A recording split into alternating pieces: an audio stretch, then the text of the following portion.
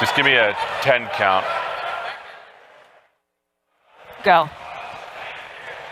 All right, welcome to Build Live, presented by Channel 9. My name is Seth Juarez. I'm Christina Warren. And we are excited to do a little bit of a pre-show to give you behind-the-scenes look of what it took to get ready. How you doing, Christina? I'm doing great. This is your first build, right? This is my first build as a Microsoft employee. Okay, it's a little bit different from the other side. Or tell us what you did before. So I used to be a technology journalist. So I used to be, one of the people in the press. And so, it was always exciting to come, and I knew a lot of work went into it, but it just kind of seemed to magically appear. And now I've seen how much hard work goes into this conference. There's thousands of people that have been working on this.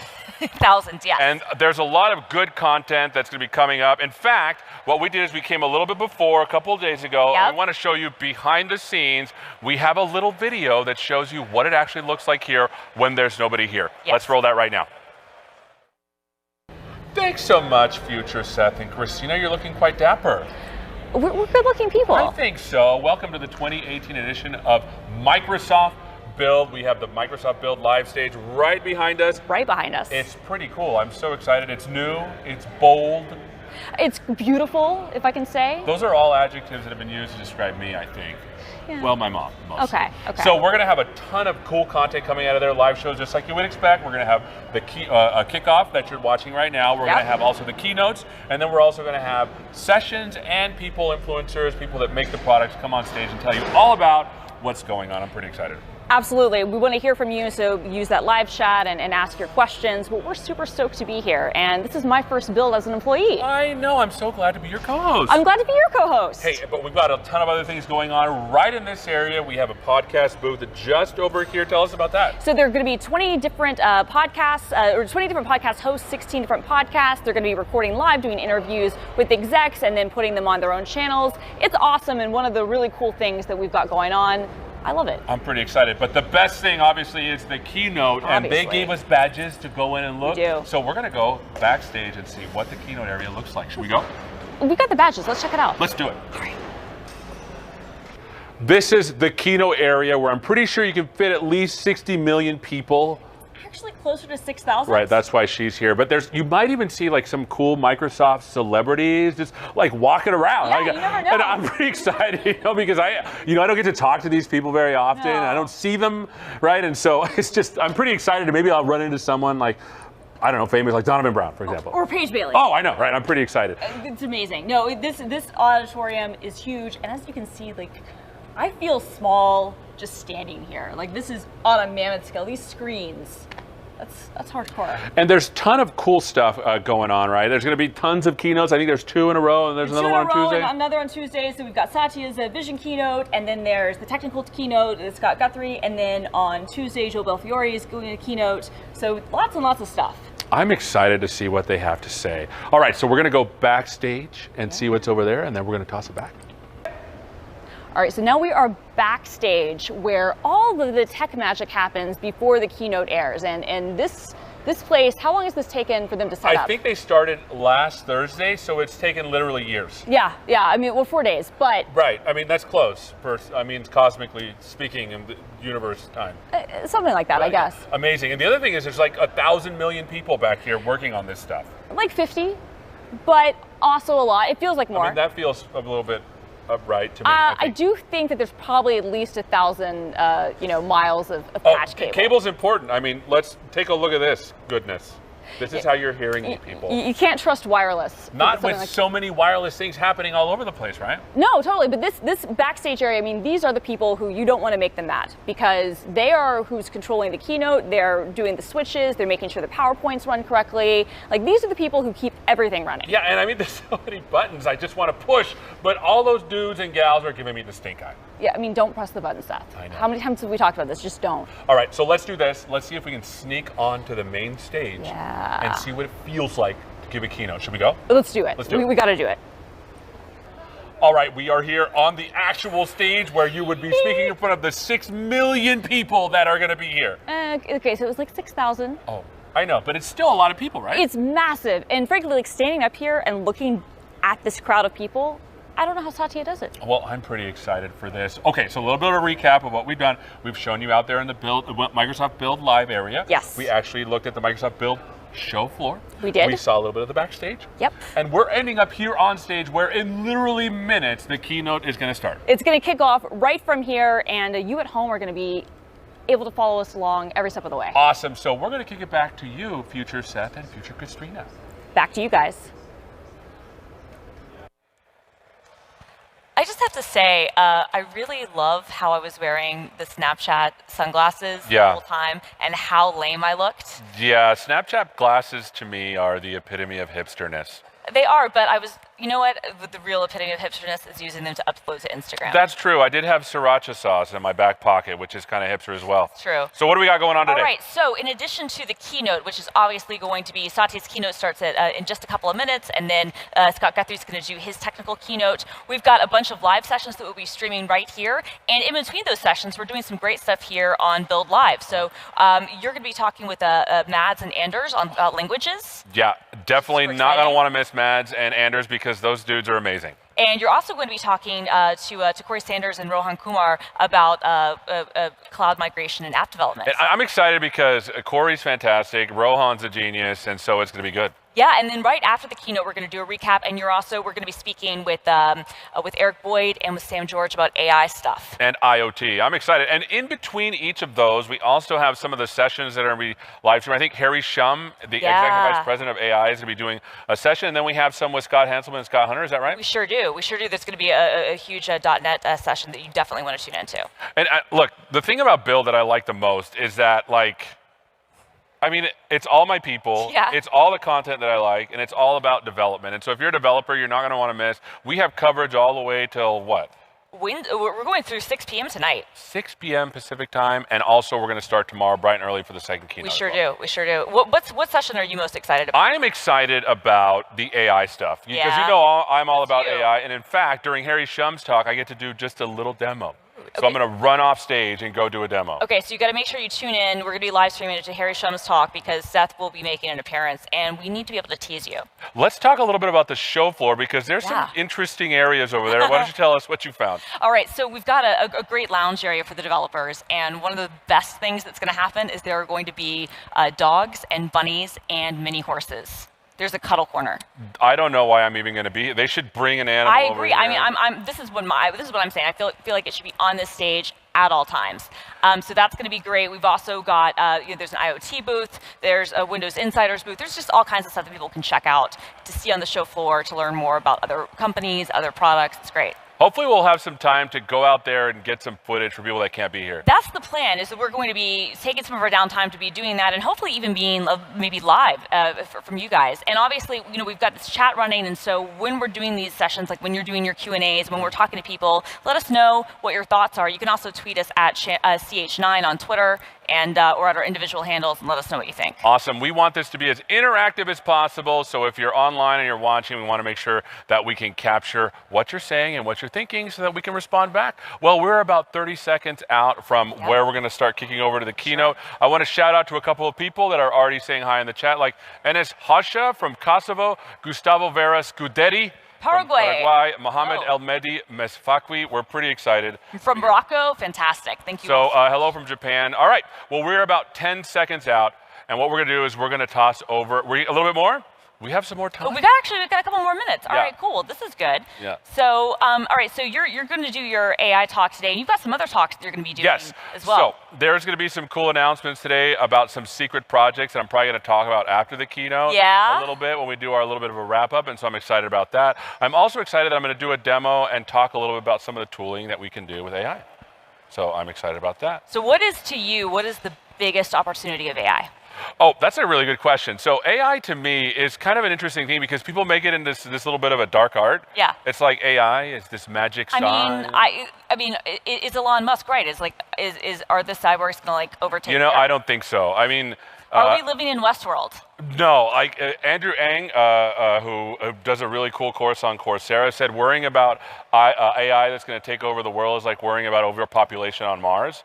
Like, we might get to Mars one day, but we should worry about overpopulation when we get there, right? And so the cool thing about AI is it's actually a development thing, and you can totally like see it in a development cycle. And so hopefully during the talks this week about AI, you'll learn a little bit more about that. Fantastic. What about for you? What are some of the fun things that you're excited to do around here in Seattle? I know you did a lot of pre-recording. Yeah, we actually went around the entire area, which was great for me. I've lived here a year, but I still feel like I don't know the area that well.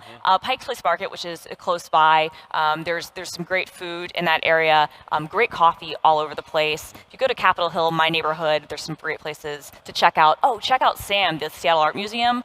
So good. They've got some really good exhibits going on right now, some that actually end this week. So if you happen to be in the Seattle area, check it out. And if you've noticed a difference from last year, I'm trying to go full Hanselman here. Yeah, I was going to say, you've definitely grown out the beard. I'm liking it. She's like, No, I like it. You know what's also new this year is this amazing set. Oh, I know. This set is actually pretty cool, and so I'm excited. We're going to have so many people up on this, giving great demos and talks and doing interviews. It's going to be really awesome. fun. So, a reminder, this is going to be live streamed, and so if you have any questions, make sure, I think there's a little space below where you can add some questions. Sure can. And so make sure you put those in. Here's some more shout outs to people. The Claire from Georgia, USA, which this is where I'm from originally. Really? Yeah, I'm originally. Where's your accent? It doesn't exist. Oh my goodness. No. From China as well, Alex Medeiros from Brazil, and from the UK, one of my favorite countries. And someone actually from the country of Georgia as well, so that's great. Well, that's fortuitous. It kind of worked out there. People from New York, my old home, my forever home in my heart. Nice. Yes, we've got some great people. Okay, so we are about probably 60-ish seconds out where we're going to start tossing over to the keynote. What we want you to do is we want you to watch, take notes, anything that you feel is interesting and you want to shout out to us, please let us know right below. And we're going to be here after the keynote to kind of go through everything, and so we'll be able to maybe answer some of your questions or pass things along. Absolutely, so pass those along. And like I said, one of the most important parts of this presentation that we do, Build Live, presented by Channel 9, is that we want you to feel like you're part of the conference, even though you might not be here. And so if you have questions, make sure you submit them. We want to answer as many as we can, and any we don't get to, we save and we look out later. We want to be able to make you feel like you're actually here. If you can't be, we understand it's impossible for everyone to get here, but we know that with the cloud, a lot of things are possible. We want you to do that stuff as well. Let's take advantage of the cloud and communicate virtually. If you're here in person, that's great too. We're super excited to be here. Awesome. Well, we are about 30 seconds out where we're going to start tossing to the keynote. My name is Seth Juarez. You can catch me on other Channel 9 shows like the AI show, which is something that I get to work on. And what show do you work on? So I'm Christina Warren, and you can find me on This Week on Channel 9, and I do some of the other shows kind of around Channel 9 and around our content. So yeah, we both can check us out on our YouTube channel, youtube.com/Microsoft Developer, which is our new YouTube home for Channel 9. So that's a great opportunity for people too. Awesome. Yes. Well, we are going to cut now to the keynote, which is going to start shortly. Thanks so much for watching, and we'll see you right after the awesome keynotes.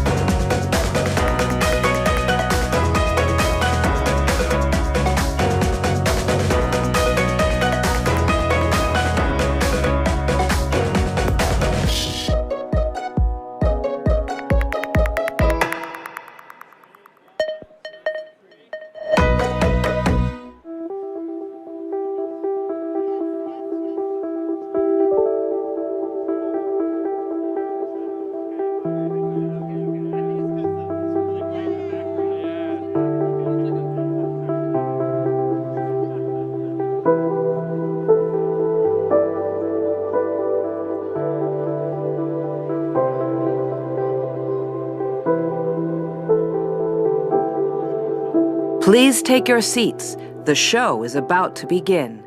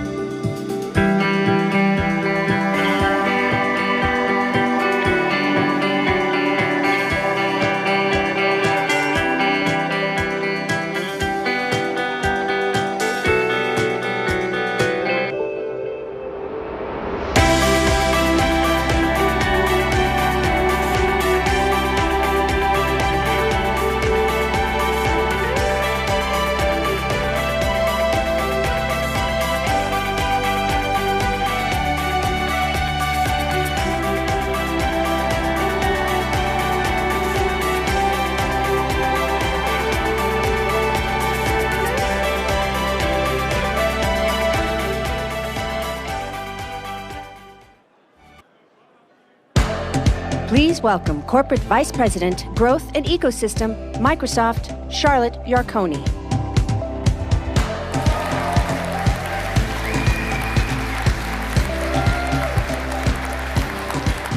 Good morning. Thank you and welcome to Seattle and opening day of Build 2018. I'm Charlotte Yarkoni, and I will tell you we're supposed to have a few good days of pleasant weather here in Seattle, yet I have the awesome job of trying to convince everybody in this room that you need to sit the next 3 days in dark, windowless spaces listening all about our products. So with that in mind, let's get going. So I am responsible for Microsoft's relationship with developers. I am an engineer, just like you, and in my role, it's my job to advocate for you. My teams and I advocate for you and your businesses across our product and engineering teams every day. We're listening, and we want to hear from you. A year ago, I was sitting where you are. It was my first Build conference. I had been with Microsoft a little less than 8 months, and I learned about an ingenious device called Project Emma that helped people cope with Parkinson's disease. A young woman stood on this very stage and for the first time in years was able to write her name thanks to the hard work of some particularly creative developers. I was deeply moved, and I can tell you that's why I love my job. And standing in front of you today, I can tell you I'm so excited about this year's Build. We have built a program that creates a clear vision for where we are and where we're going, both as an industry and as a company.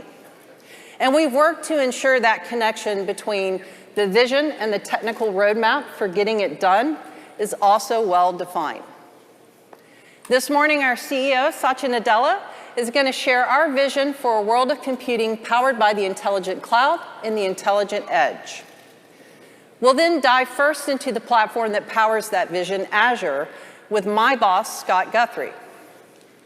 Tomorrow, we'll learn about Microsoft 365 with Joe Belfiore. Over the next 3 days, the many sessions, labs, workshops, and theater presentations will get you the information and answers you need to get stuff done. And we worked hard to bring that content to life with real-world examples. In fact, at this year's Build, we have more customers and partners presenting than we ever have before. And they're here to share with you how they solved real development challenges. I'm so pumped about the next 3 days, but I can tell you Build is only a portion of what we do for developers around the world. You know, Microsoft got its start building developer tools, and developers have always been at the heart of what we do. Recently, we've made an investment where we've built a team of global developer advocates that represent the broadest spectrum of communities. From JavaScript and Kubernetes to Python and Ruby to Node, along with .NET and our Windows communities, our developer advocates go where you are, listening, advocating for you every day. You'll find us in unexpected places like KubeCon, NGConf, OSCon, along with dev intersections and VS Live. Those coupled with the many user groups, meetups, and developer events that happen in your own backyard. Here at Build, you'll find our developer advocates located in the community lounge, and I would encourage all of you to go by, say hello, tell us what you're thinking, get some help on a project, and hopefully make some new friends. And while our developer advocates specialize in this work, you'll see today that all of us here at Microsoft are here to understand what's important to you, to start a dialogue, to empower you to do more. Build is special because it brings so many of us together in one place. From enterprises to fledgling startups, from Fortune 500 architects to DevOps engineers, from experienced developers to students who are shaping the future of our industry. That mix of talent is on display here today with this amazing crowd here in Seattle and so many more participating online. In fact, we have developers from over 70 countries participating in this year's Build, and our youngest Build attendee is Disa, who is just 10 years old.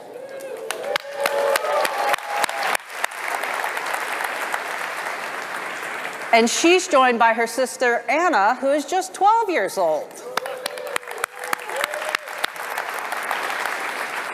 They're a great reminder of the importance of young people when we think about future developers. We recently launched Azure for Students, which enables students to get connected to the cloud and start learning right now. We've also connected universities and curriculum to world-class infrastructure and machine learning so they can empower their students to innovate. Additionally, we've launched Microsoft for Startups, where we're investing $500 million to turn young companies and help them evolve into healthy, thriving businesses. We do this through our co-sell program, where we connect both startups and our partners to our enterprise customers through our worldwide sales force and channel. This program continues to grow beyond expectations, delivering over $2.3 billion in partner revenue to date.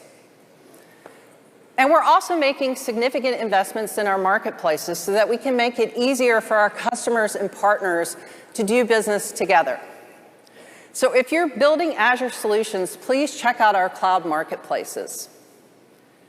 Finally, we are making significant investments in our online presence, making it easier to navigate our websites and documentation while offering increasingly coherent and relevant content worldwide, localized in 64 languages. In fact, everything you'll hear at Build this week about our products will also be available online.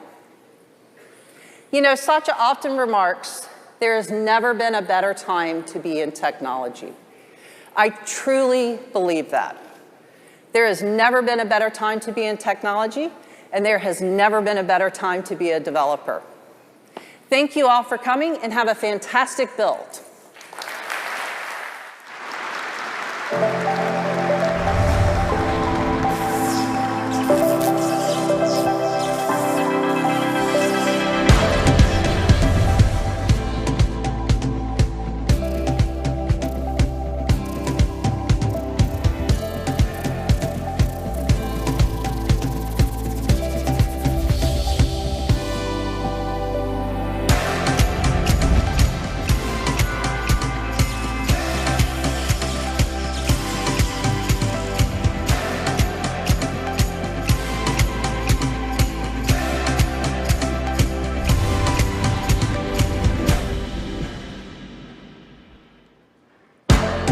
Please welcome Satya Nadella.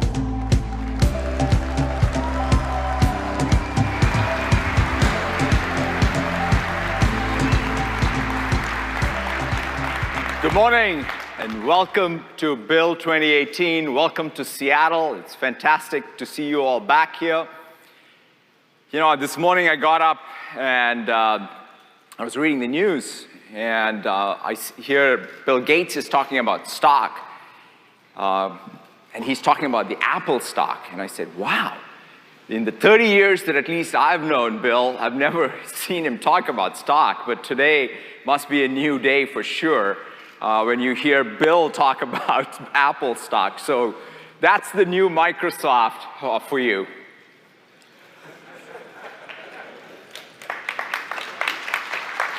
You know, last year, we talked about opportunity and responsibility.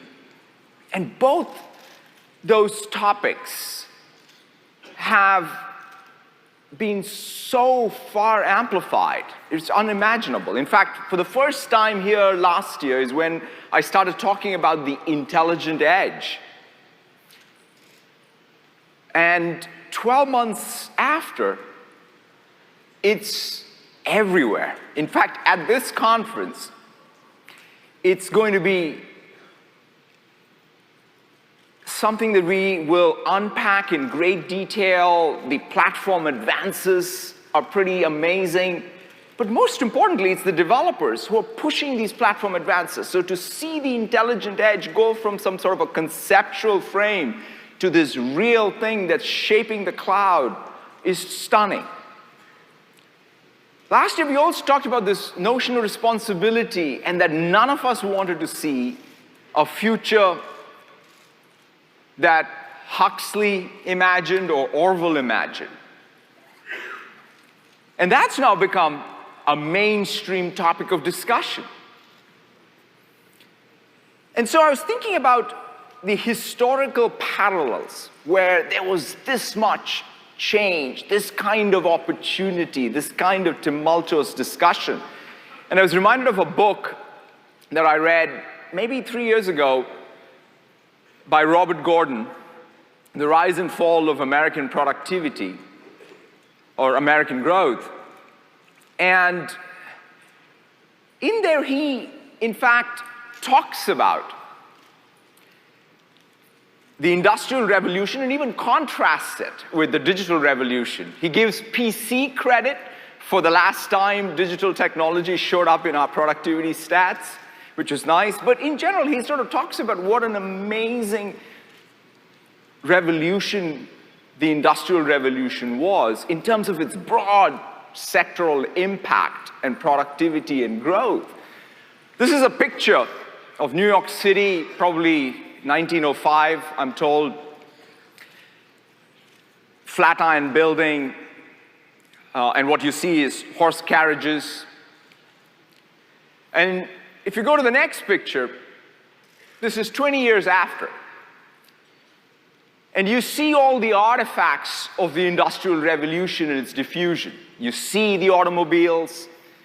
These buildings now are beginning to have sewage systems, drainage, air conditioning is coming, radios, telephones, high-rises. It's pretty amazing. But there's one other salient piece to this. The core technologies of the Industrial Revolution, whether it's the internal combustion engine or electricity, are nowhere to be seen. They're invisible. And I'm reminded of this Mark Weiser quote: "The most profound technologies are those that disappear. They weave themselves into the fabric of everyday life until they are indistinguishable from it."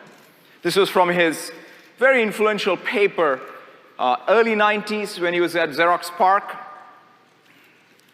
And that's what's happening. That's the opportunity that we see. The world is becoming a computer. Computing is getting embedded in every person, place, and thing. Every walk of life, in our homes, in our cars, at our work, in our stadiums, in our entertainment centers. Every industry, from precision agriculture to precision medicine, from autonomous cars to autonomous drones, from personalized retail to personalized banking, are all being transformed. In fact, if you think about the sheer computing power that is getting distributed, and how that computing power is being used to collect data, fuse sensor data, reason over that data, create the rich experiences throughout our life. It's pretty stunning.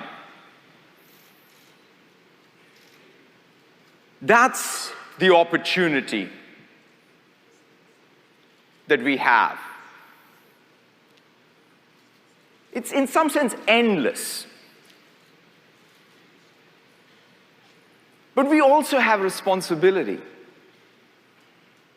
We have the responsibility to ensure that these technologies are empowering everyone.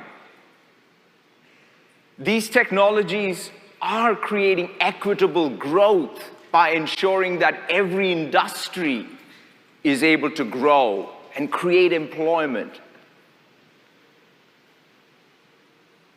But we also have a responsibility as a tech industry to build trust in technology. In fact, Hans Jonas was a philosopher who worked in the 50s, 60s, and he wrote a paper on technology and responsibility. He was not referencing as much the digital tech, and a lot of his work got picked up later in bioethics, in other fields. But he talks about act so that the effects of your action are compatible with permanence of genuine life. That's something that we need to reflect on. Because he was talking about the power of technology being such that it far outstrips our ability to completely control it, especially its impact even on future generations. And so we need to develop a set of principles that guide the choices we make, because the choices we make is what's going to define the future. We're focused on three core pillars. First, privacy. Privacy is a human right. We at Microsoft have enshrined a set of principles that ensure that we preserve this human right, protect this human right. We ensure that when we use data, it is to benefit the user. We ensure that the user is always in control of their data and its use. GDPR is a sound, good regulation. We have been working hard to ensure compliance with it by end of this month when it becomes in effect. We have hundreds of engineers across the company building the compliance infrastructure. In fact, we're going to help our customers who use our products and services get compliant. But we know that this is just the starting point. It's just like security. We're never going to be done. We are going to continuously commit ourselves to work to preserve privacy. Same thing with the Cloud Act. No company has done more in terms of working hard to ensure that there is a framework of law that governs how legitimate governments and legitimate needs of governments to protect their citizens are balanced with privacy. We've had 4 cases against the US government that we've litigated since 2013. One of them went all the way to the Supreme Court. While we were litigating, we were also working with both sides of the aisle on the legislative process. And so we think the Cloud Act is a good start. It creates a framework. We hope that the rest of the world and the United States can create, in fact, an intergovernmental framework around this. And meanwhile, we will continue to do what we have done, which is to ensure that customers are in control and privacy is preserved. Cybersecurity. We need to act with collective responsibility across the tech sector to help keep the world safe. We recently formed a program to protect our democracy, where we are going to work with the campaigns, the civic society, other constituents, so that we can secure our political process, our democratic process. We also led a consortium of 34 tech companies with the Tech Accord to ensure that citizens across the world are protected from cyber attacks. It's the digital Geneva Convention of our times. Ethical AI. We need to ask ourselves not only what computers can do, but what computers should do. That time has come. We formed an ethics board inside the company, which is a very diverse group of people who govern the products we build, the projects we engage in. But beyond that, we are also investing in tools, because one of the key things that we have to do is put tools in the hands of developers, designers. Just like with good user experience and UI, we need good AI. We need to make this a first-class engineering discipline where the choices that we make can be good choices for our future. You know, we're used to data sheets for software systems. We've always had these data sheets where the input-output was specified and we could reliably use software systems. We need the same for data. We need data sheets for data so that we can know where the data came from, what are its intended uses. Debiasing word embeddings. So there are some amazing advances in AI around language, except we train on the corpus of language that's out there. And unfortunately, the corpus of language that's out there has our biases. So we need the tools that can debias these word embeddings that we learn because of the state-of-the-art of AI. We also need privacy-preserving AI or private AI. In many cases, you need to be able to take data, have it cross even organizational boundaries. And to be able to do that by using techniques like homomorphic encryption, so that you can learn, train on encrypted data.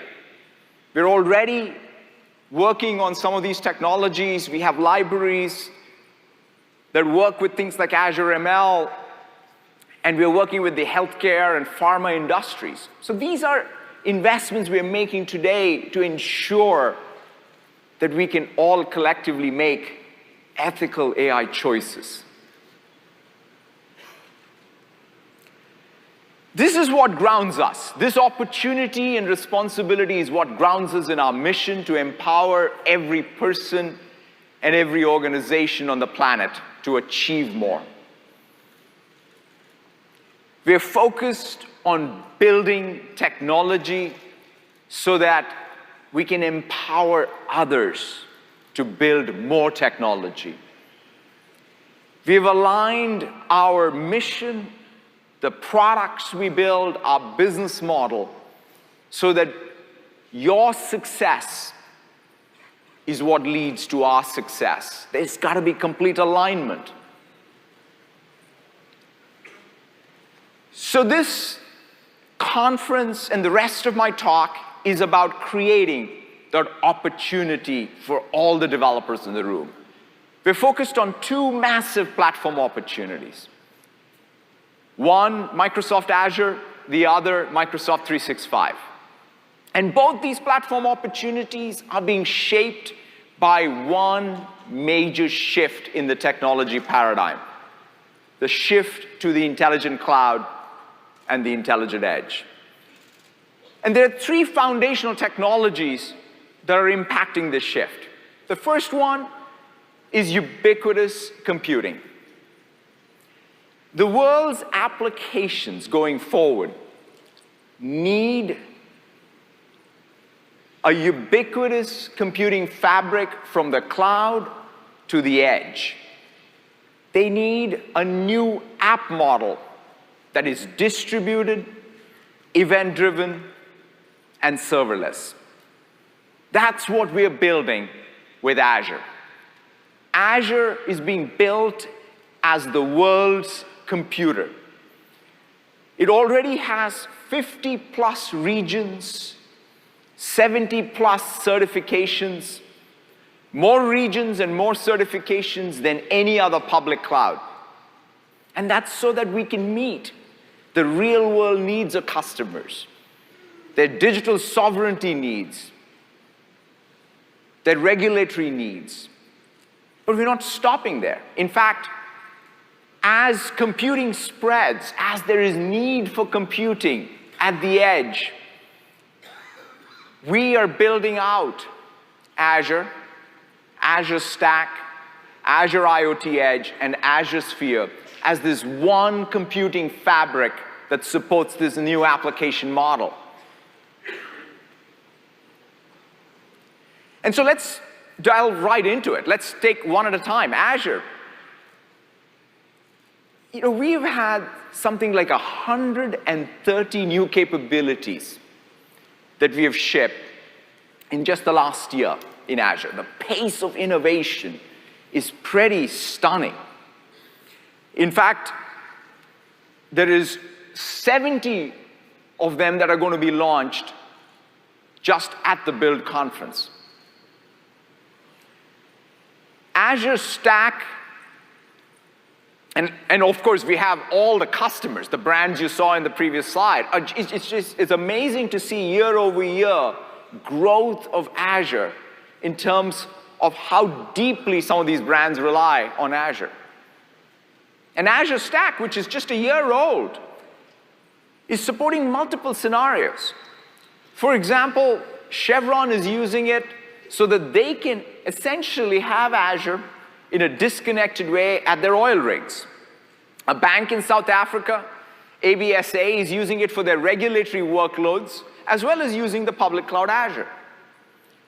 And then Schlumberger is actually doing distributed computing.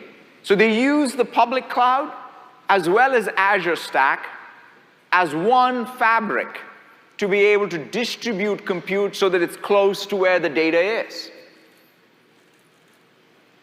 So these are all new scenarios which are pretty unique to Azure and what it can do. Azure IoT Edge. Again, phenomenal to see the progress. It runs both on Linux and Windows as first class, and we're pushing on Windows to make the management security with both Windows IoT and Windows 10 so that this runtime is well integrated. In fact, with Windows ML, we now have an inference engine for AI that works with the IoT runtime and will be hardware accelerated. And today I'm really pleased to announce that we're going to open source the Azure IoT Edge so that developers can extend it and contribute to it and take it to all the places that it's needed in. We already have significant momentum. Customers such as Starbucks, Ecolab, Schneider Electric, Rockwell Automation, many customers, and over 230 partners who have certified over 1,000 devices already for the Azure IoT Edge. And today, I'm really thrilled to announce a new partnership with Qualcomm, who's going to bring a new Qualcomm accelerated camera for scenarios from home security to industrial safety, and releasing a computer vision toolkit with it. So you can, in fact, run a container that's been trained in the cloud and deploy it right on the camera for computer vision. And this is going to be available by end of the year for developers to deploy. I'm also thrilled to announce a partnership with DJI, a leader in civilian drones and aerial imagery. DJI is doing two things. One is they're launching an SDK on Windows 10, so developers building commercial apps for a variety of different vertical industries now will have full access to the drone, both the data as well as the flight plan. So you can imagine what you can do in agriculture, industrial safety. Many of these applications can get written on Windows as the control plane for the autonomous drone. And we are also integrating Azure IoT Edge right into the drone itself. So again, you can deploy compute AI models that have been trained in the cloud to the edge right on the drone. And to complete the picture, Azure Sphere. This was announced at RSA just last month. It brings together secure silicon design, a secure operating system, as well as a security and a management service all together, so that 9 billion plus microcontrollers that ship each year. I mean, talk about a business opportunity for all developers. 9 billion new compute nodes. And you can think of that as just part of Azure. Same programming model, same tool chain. And so this is what we're building out as one ubiquitous computing fabric. And so I wanted to roll the video of Azure Sphere, and then I want to have Sam George from our Azure IoT team come up and show you some of this stuff in action. Sam?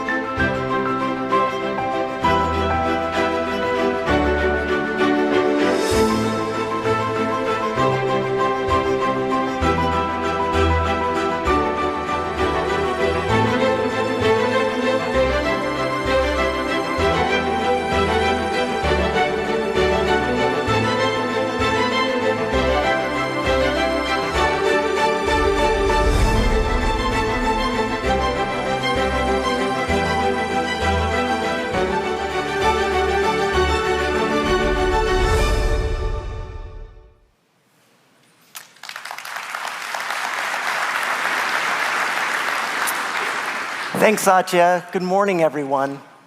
The Internet of Things is transforming how companies do business. With devices collecting real-time information about products and assets, it's never been easier to benefit from IoT. And those benefits include eliminating downtime, reducing environmental impact, and delivering breakthrough product innovations. Today, Rockwell Automation is delivering industrial automation solutions across infrastructure, manufacturing, power generation, and so much more. They've been using Azure IoT already to connect to the equipment that powers these industries and using Azure services to predict the maintenance needs and eliminate downtime for them. So let's look into the future at some of Azure's new intelligent edge capabilities that Rockwell Automation will be using to detect visual defects and anomalies automatically. Now, for context, as devices and sensors generate more and more data, such as video data, it's more practical to deliver compute and AI right down to the devices themselves. Now, this is where Azure IoT Edge comes in. Azure IoT Edge enables Azure services as well as your own code to escape the cloud and be deployed directly down onto devices and managed remotely, all on devices smaller than a Raspberry Pi or as large and capable as the solution calls for. To see this in action, let's take a look at a Rockwell Automation operational dashboard. Now in this dashboard, I have two alerts. One is inside the building, and the other is up on the roof. Let's take a look at the one inside the building first. And when I click on it, I see the image of an anomaly that was captured. Now this anomaly was detected by a camera produced by Qualcomm in partnership with Microsoft. It has rich compute and AI capabilities, and it runs Azure IoT Edge. Now to power this, we've used Azure Machine Learning to build an AI model and packaged it up in a Docker container, and then deployed it to this camera. Because we're using this technique, we can deploy it to millions of these in minutes. Through various talks this week, you're going to see us show you exactly how easy it is for you to do the same thing. Now with Azure IoT Edge and our AI model running locally on this camera, it means Rockwell doesn't have to send all of that video to the cloud. Instead, they can simply send alerts. It also means they don't have to manually inspect all those pipes. Now our AI model detected a stress fracture, and if left untreated, it can be very dangerous. So I'm going to create a ticket in Dynamics 365 to dispatch a technician. Great. So back on our dashboard, the second alert is a pressure drop in a pipe up on the roof. Now environments like this can be dangerous to technicians and very costly to organizations to deploy them. So this really calls for a solution with a new perspective. DJI is the world's leader in drone technology. From ready-to-fly consumer products to highly configurable industrial platforms capable of doing jobs that are dull, dirty, or just dangerous. And like us, they give people the tools they need to bring their innovations to life. Microsoft is partnering with DJI to bring Azure IoT Edge right to their drones. And this is significant because it means any Azure developer using Azure Machine Learning can develop AI models and deploy them to their drones. It also means I can take that same AI model that went to the Qualcomm camera and deliver it to the DJI drone. Now this incredible drone is a DJI M210 RTK, and it's capable of running Azure IoT Edge right on board. This smaller drone is a DJI Mavic Air, and it's perfect for learning the principles of flight and for developing and testing your AI models. Now, it's all well and good to talk about drones, but I bet you'd like to see me fly one, and I would love to. But unfortunately, in a room like this, you need a commercial drone pilot license to do that, and they're incredibly hard to get. So for that, we're going to welcome Francisco from DJI out to the stage to fly for us. Come on out. Now Francisco is going to be flying the DJI Mavic Air over the pipes that you see here, which represent the ones 150 feet up on the roof. And the Mavic Air is going to be streaming video back to the laptop here, which is running Azure IoT Edge as well as our AI model, all packaged up in a great UWP app. And when it sees the anomaly, it'll draw that same yellow bounding box that you saw with the Qualcomm camera. All right, let's check it out.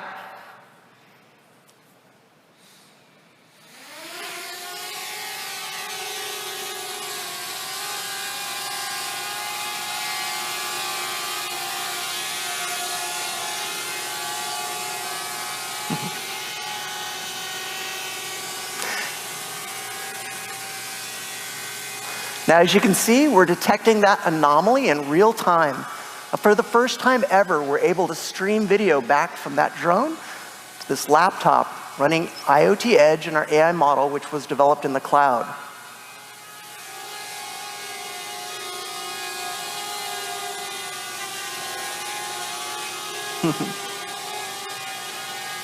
And as I mentioned, the M200 will be running that right on board.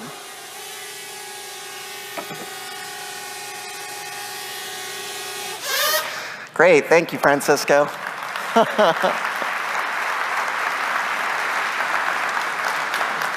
Now, that anomaly was pretty easy to see, but in the real world, there's hundreds of pipes over thousands of miles.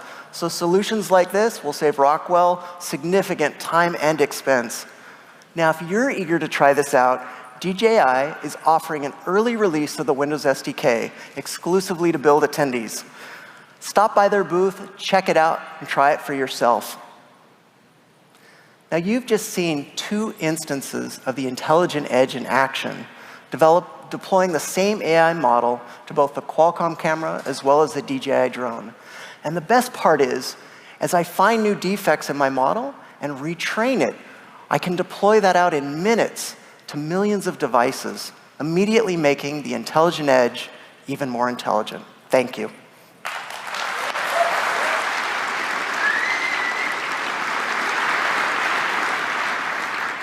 Thank you very much, Sam and Francisco. That was fantastic to see. And moving to the next key technology, which is AI. In fact, you saw some of that in action in the drone. So let's just unpack that more. You know, when it comes to AI breakthroughs, Microsoft has had many. If you look at just 2016, that was when the first time we had the 152-layer ResNet that achieved human parity in object recognition. We then went on to achieve human parity on speech recognition using the switchboard dataset. We now have the joint leadership on the Stanford Q&A dataset when it comes to machine reading and comprehension, which was just in January of 2018. And then in March of 2018, we achieved human parity around machine translation. If you look, you even see the pace with which these breakthroughs are coming. You know, but the one thing that I think about as a platform company, as a tools company, is, in some sense, who cares about breakthroughs we achieve? What matters is, can we translate these into frameworks, tools, and services and put them in your hands as developers so that you can take AI and have impact in every industry, in every application. To us, that's what's important. We truly are committed to, in some sense, commoditizing AI. We have to go from sort of talking about AI being in the hands of a few companies to being in a place where AI is everywhere. It's in the hands of every developer and every organization. That's the next real shift. And that requires us to be able to scale, first of all, AI across both the cloud and the edge. We need to have the most productive tool chain to be able to create AI and customize AI. And then you need openness when it comes to frameworks and infrastructure. They can't be locked in. And that's what we're working on. In fact, Azure Cognitive Services, you know, in the last 3 years have gone from, again, early releases to full-fledged services. We have the most number of cognitive services, 35+ services that are available to developers today, spanning speech, vision, language, machine translation. But the key is that you can customize these. In other words, you can bring your data, your label data, and use it to customize the models and then deploy the models where you need it inside your applications. And there are many, many customers. And this applies across vision, speech, and language. And we have many customers already doing this. In fact, Coca-Cola used computer vision in a very innovative marketing program. BMW is building their own personal assistant for their car that's branded by them. Twitter uses our machine translation to be able to translate every tweet. KPMG uses, in fact, speech for compliance. NBA uses semantic search. RIT, it's a fantastic case study of using machine translation and speech recognition to make classrooms inclusive. They customize it by teaching these systems the specific subjects. I mean, think about what it can do for an inclusive classroom.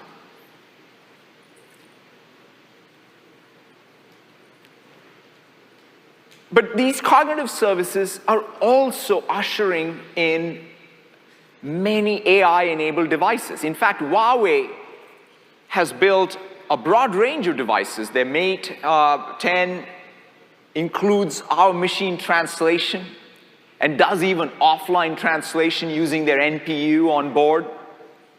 Xiaomi worked with another travel company, Samjoy, and brought a new device, which is so phenomenal because what it does is it uses speech recognition and machine translation to give every Chinese traveler a far-field device to be able to communicate with anyone else without the language barrier.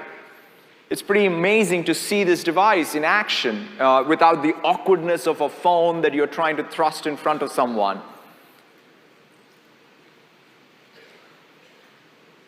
So in order to really democratize the creation of more of these types of AI-powered, AI-enabled devices, I'm really thrilled to announce a speech device SDK, as well as reference kits that Rubo, which is one of our OEM partners and ODM partners out of China, has built. This is a microarray speaker that you can take and deploy in any device. Many industrial applications now get built by recognizing ambient noise and signatures. And so these are devices that can be built by developers for even low volume scenarios in the enterprise market, as well as consumer applications. And talking about these AI devices, Kinect, when we first launched it in 2010, was a speech-first, gaze-first, vision-first device. It was used in gaming, and then later on it came to the PC, and it was used in many applications: medical, industrial, robotics, education. And in fact, I remember distinctly going to a children's hospital in Chile and seeing it used for remote physical therapy. And so we've been inspired by what developers have done. And since Kinect, we've made a tremendous amount of progress when it comes to some of the foundational technologies in HoloLens. And so we're taking those advances and packaging them up as Project Kinect for Azure. And this Project Kinect for Azure is going to have some of the best spatial understanding, skeletal tracking, object recognition, and package some of the most powerful sensors together with the least amount of depth, noise, and also have ultra-wide field of view.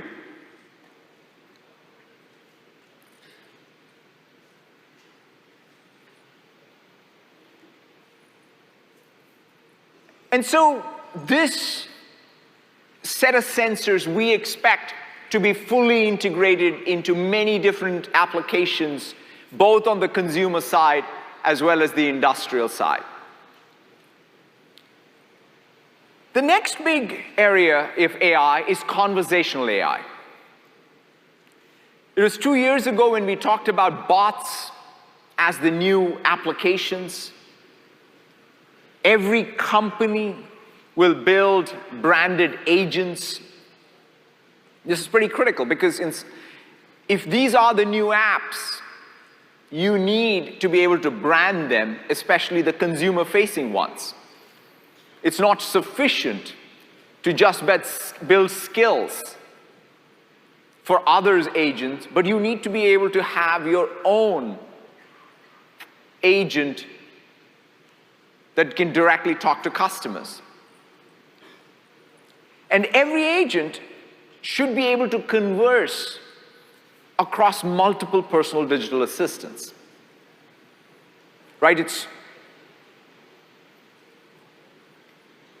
And we now see a tremendous amount of momentum with all of these technologies. In just 2 years, we have seen many customers build both customer-facing, employee-facing bots for a variety of different use cases. Let's just roll a video to show you what customers are doing with bots.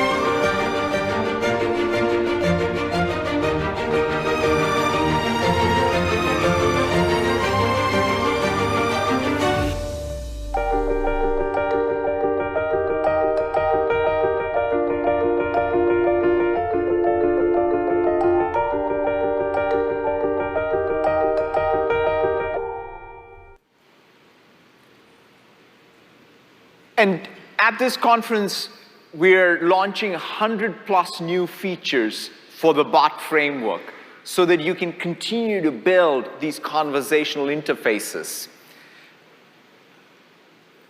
and give them more of the customization. So for example, you can have a custom wake word, you can give it custom speech, you can even give it custom personality, take some of the FAQs and turn them into Q&As, and then take the corpus of data you have in terms of conversations and use that as labeled data to have a full dialogue system. So amazing stuff for you to be able to build much more sophisticated conversational applications.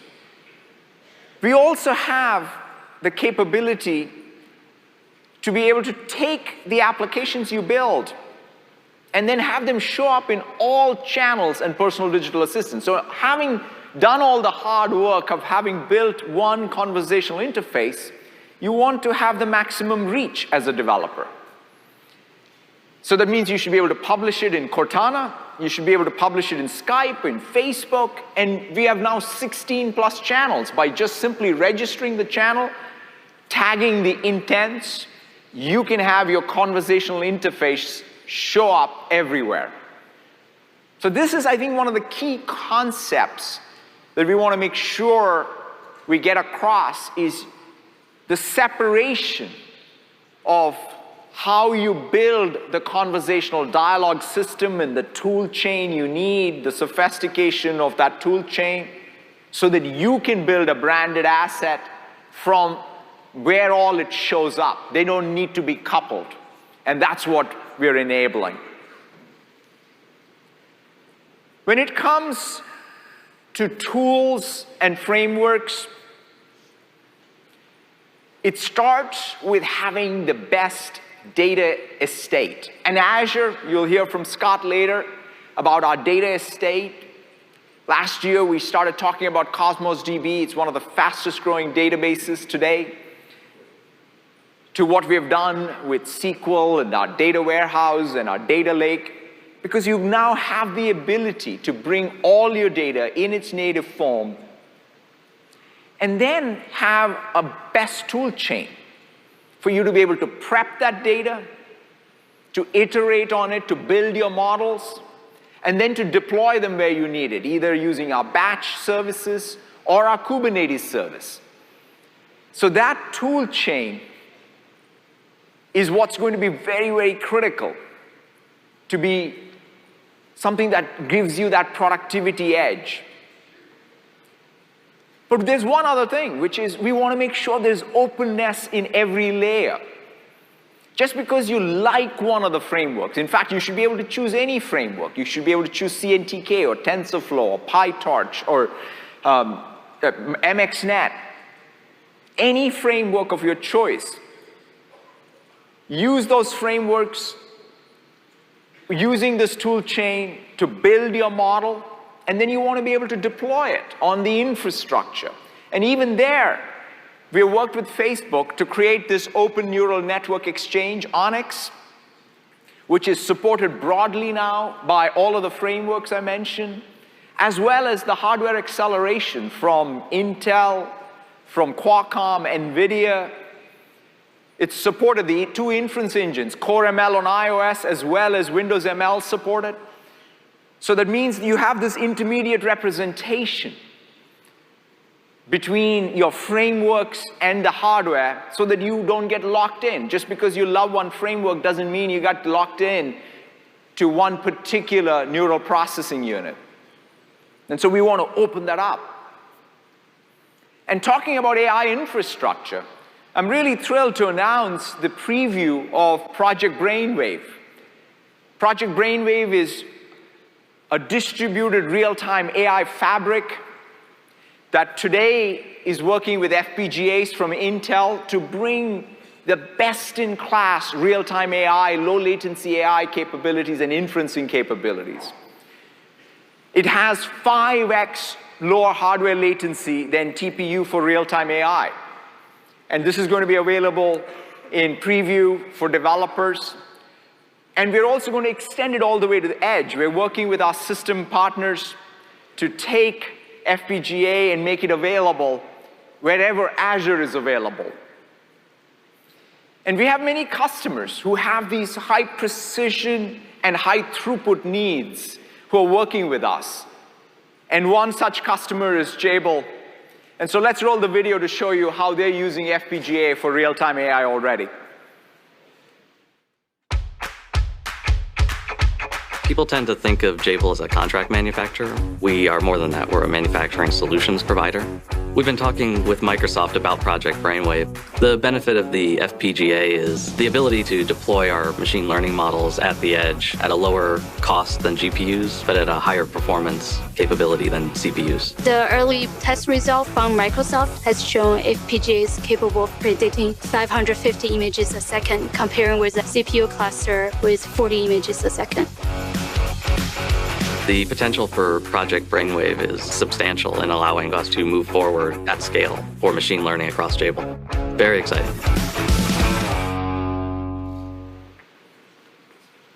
And so that brings me to the final major technology that's shaping this shift, which is multi-sense, multi-device experiences.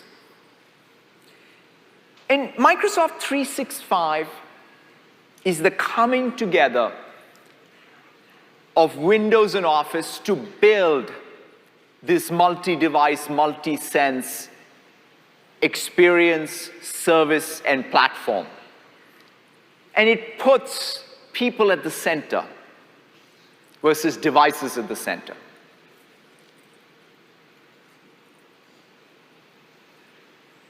And I think it's easy for us to think about this by looking at what happens and how you interact with Microsoft 365.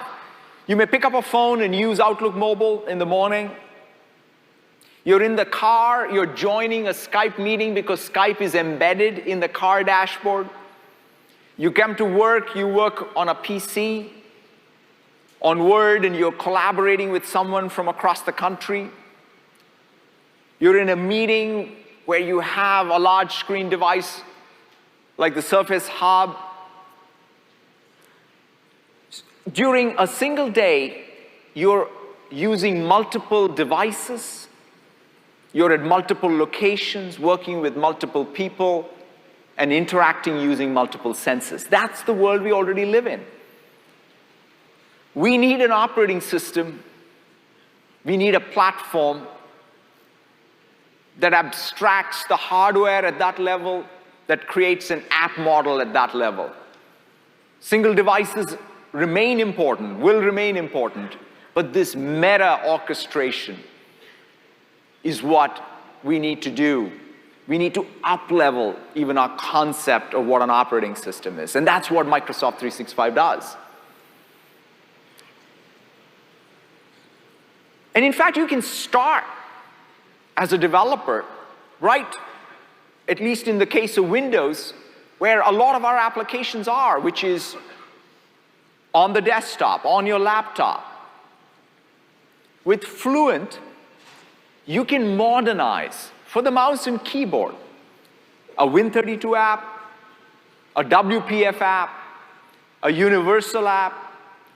Every one of these applications can be modernized using Fluent. Of course, applications are not just rectangular windows anymore. You can add senses, so you can add ink, you can add speech, both far field and near field. This holiday season, you're going to have every PC, just like how they had touch, going to have a lot more of near field and far field with wake words or wake on voice capable devices out there. You can have mixed reality, you can have gaze, so you can add application richness with multiple senses.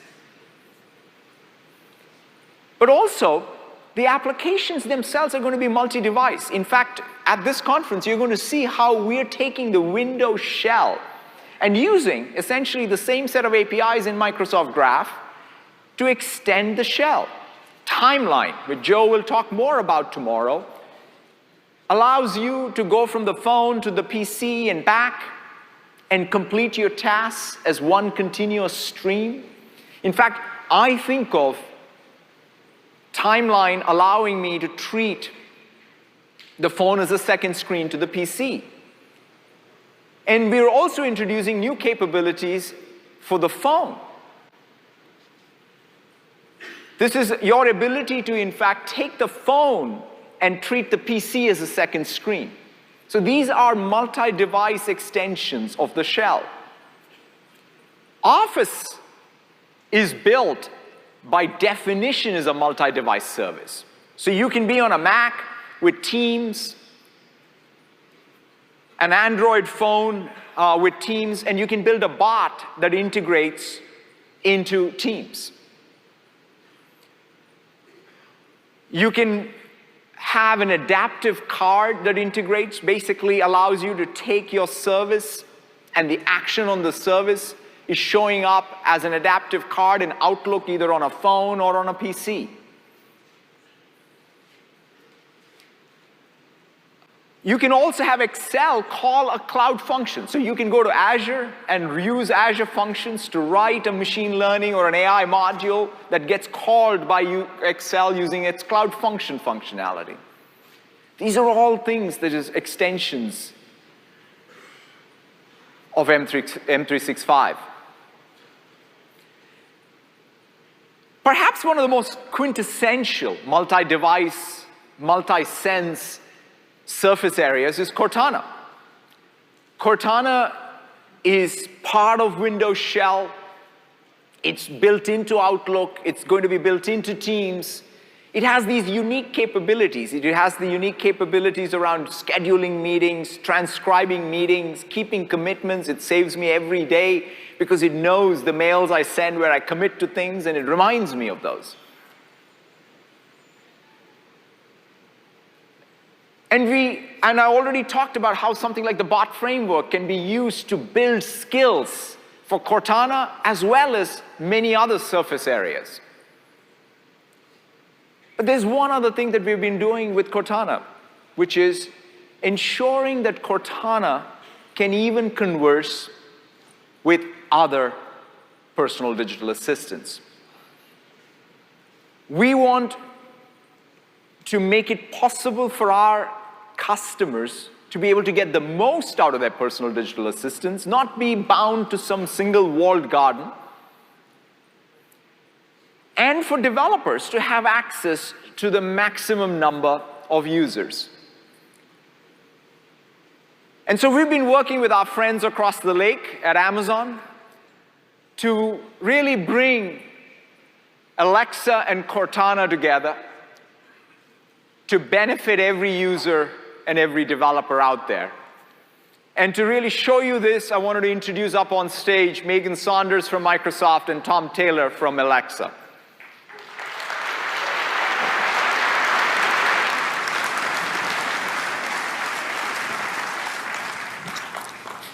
In the real life, I go to the people I trust for advice. I talk to my mom about my teenagers, which is pretty often now. I talk to Joe B about my hair. And in the ambient world, we believe that assistants will work together each and every day to help us. Thanks, Megan. It's really been great working with you and the rest of the team here at Microsoft with Alexa and Cortana. At Amazon, we believe voice will make customers' lives easier at home, at work, and everywhere in between. We share a vision that there'll be many successful intelligent agents working together to provide customers a more helpful experience. Now, we all know it's early days, but I'm very excited to show the progress, so let's do it. Me too. Okay, you go to your office, and I'm going to go to my house. Okay. Now, at my house, we have an Echo in the kitchen, but it's Cortana that manages my schedule and my email. And to get my day started, coffee is very important, and I like milk. But with ravenous teenagers, we are often out. Alexa, add milk to my shopping list. I've added milk to your shopping list. Alexa, open Cortana. Cortana here. How can I help? How's my day? I'll take a look. I see 2 events for today. First up, at 5:30 p.m., celebration with Tom at Harvest Vine. And then, at 8 p.m., pick up Maddie from soccer. What can I do for you? Send an email to Tom Taylor saying, I'll see you tonight. Sure. I'll email Tom Taylor. I'll see you tonight. Ready to send it? Yes. Great. I've sent it. How can I help? I'm done. Very cool. Later. I love being able to talk to both Cortana and Alexa on my PC. Let me show you how they help me through my day. Oh, I see I have an email from Megan about dinner tonight at Harvest Vine.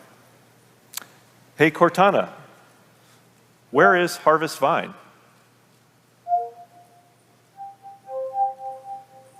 Harvest Vine is about 2 miles away at 2701 East Madison in Seattle. Better get going. Hey, Cortana, open Alexa. Hi there. This is Alexa. How can I help? Get me a ride to Harvest Vine. There is an Uber X 2 minutes away from your Alexa address. Should I order it? Yes, please. Okay, requesting your ride. This may take a few moments. Would you like to continue? Yes. Okay, your Uber driver, Sarah, is arriving. Look for a Toyota Camry. What's next? Turn off the lights, please. What else can I help you with?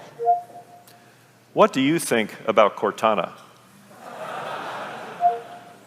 I like Cortana. We both have experience with light rings, although hers is more of a halo. Is there anything else? Thanks, that's it. Just a few of the things that Alexa and Cortana help me do throughout my day. Well, Megan, it's really been great to be here with you today. I can't wait to see what customers do. Yes, we're really excited about this first step in a longer journey as intelligent friends, both in the real and the ambient worlds. Now, we're committed to meeting customers wherever they are on whatever device is most convenient for them.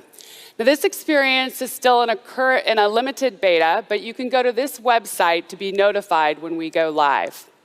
Now, for all of you developers out there, building skills for Cortana and Alexa is going to enable access to more people across more devices, and we can't wait to see what you will build. Thank you.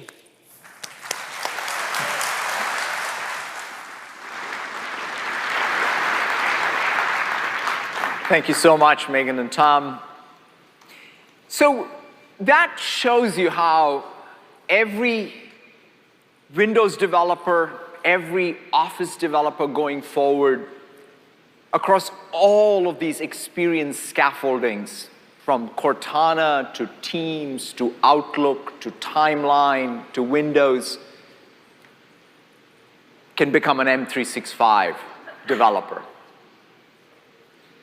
The underpinning of Microsoft 365 is this graph. It's this ability to have users' activity across devices, across their life and work, explicitly represented, that you can use. This data is owned by users and organizations, and they give explicit consent to developers to be able to use that data, extend that data. That means your applications can be part of the graph. So this is not a closed graph, it's an extensible graph, so that we can collectively add more to our customers with these cross-device experiences, these multi-sense applications. This explicit representation of activity is a massive unlock to the richness of the applications that we build.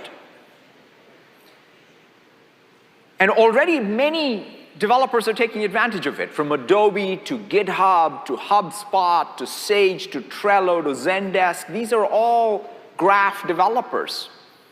And so we expect this list to grow and this conference to help you get a better handle on the types of applications you can build that cross devices and cross senses. But so far, the representation has had data that is personal, that is organizational, as well as the web.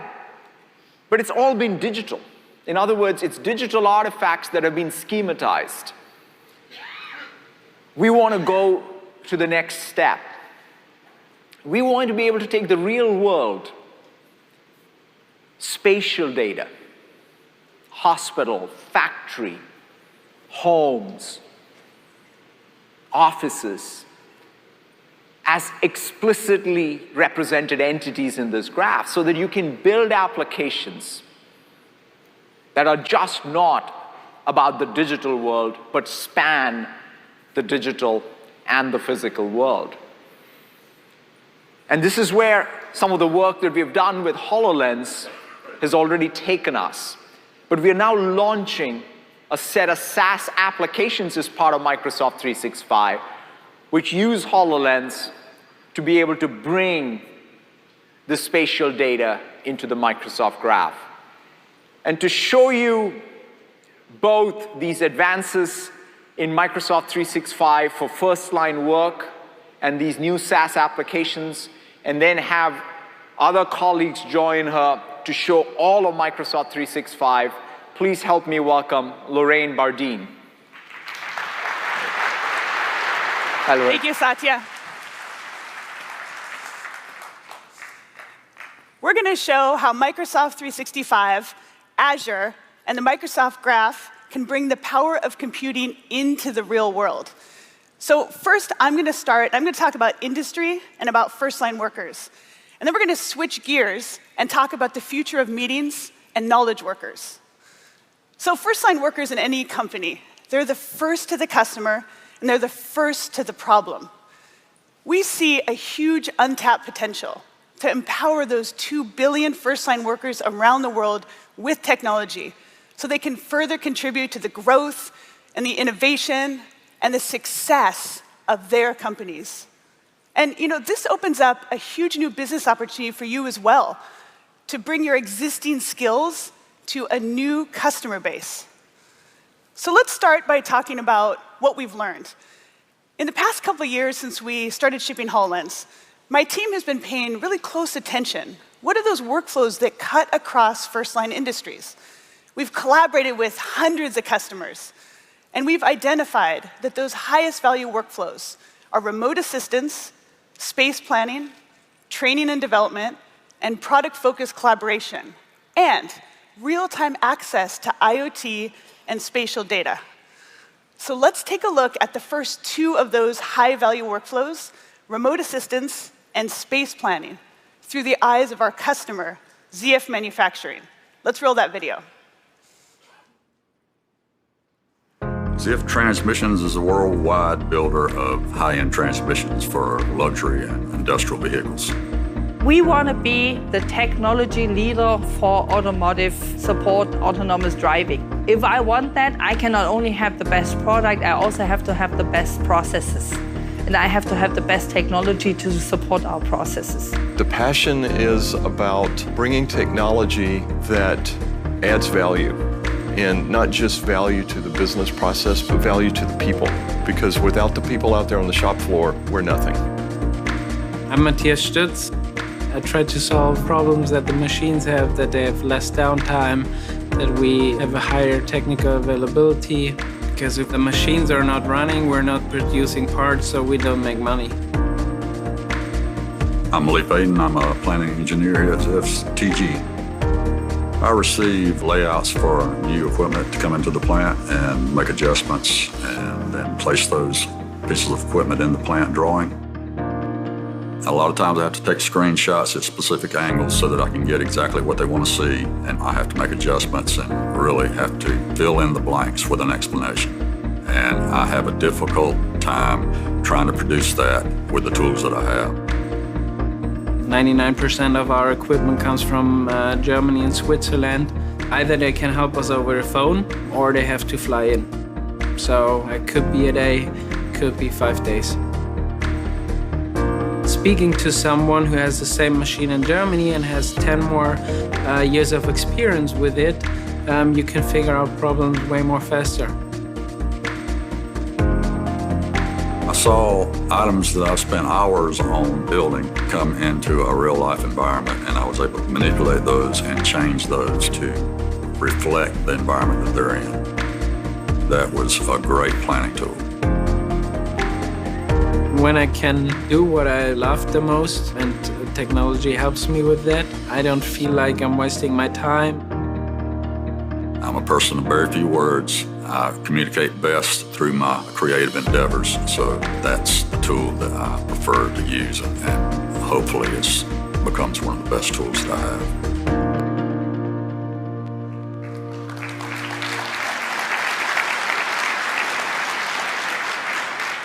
You can see how bringing those mixed reality capabilities into their workflows, it improved the quality and the speed and the outcomes for both Lee and Matthias. And this is technology that connects them to other people through their work. So my team's been hard at work, and today we are incredibly excited to announce 2 new mixed reality business applications, Microsoft Remote Assist and Microsoft Layout. And these are joining the Microsoft 365 family and available for public preview starting May 22nd. With Microsoft Remote Assist, first-line workers can bring an expert right where they need them, and they can share what they're seeing. This is really important because often they don't have the help they need on site. They can collaborate to solve problems faster using heads-up, hands-free, video calling, image sharing, and mixed reality annotations. And the IT administrators, they can count on secure access, secure communications through Microsoft Teams. And then those experts, they don't have to head out into the field or hop on a plane to solve problems. This really expedites their troubleshooting, and it eliminates a ton of travel costs. Now, with Microsoft Layout, teams can experience designs at real-world context. They can share and edit those designs in real time, and they can make better decisions faster. There are a lot of ways to design spaces right now, but it's so hard to visualize them in the real world at size, scale, and context, which means that decisions end up taking a lot longer than they should, and often costly rework is needed. But with Microsoft Layout, teams can make decisions that used to take weeks or months. They can often make them in just days. So you remember those workflows I was talking about at the beginning? So first, we're releasing these 2 applications against those first 2 workflows. And soon we'll be sharing more about how we're going to help with training and development and product-focused collaboration. And right now, we're actively working with customers to provide real-time spatial data to first-line workflows. Now, as developers, when you design for HoloLens, you're designing for this first-person point of view, which means that you have access to just rich, new data and inputs. And then when you design for IoT, right, you're coding against the real world. And that's more rich, new data. And we believe it's the combination of these two things that's going to increase the value of your applications tremendously. Because with Azure IoT Edge, with connections to the Microsoft Graph, and with capabilities like Bot Framework, these world-sensing devices, they contribute as members of the team, and they're integrated with existing workflows. Let's take a look at this in action at one of ThyssenKrupp Aerospace's factories. Let's roll that video.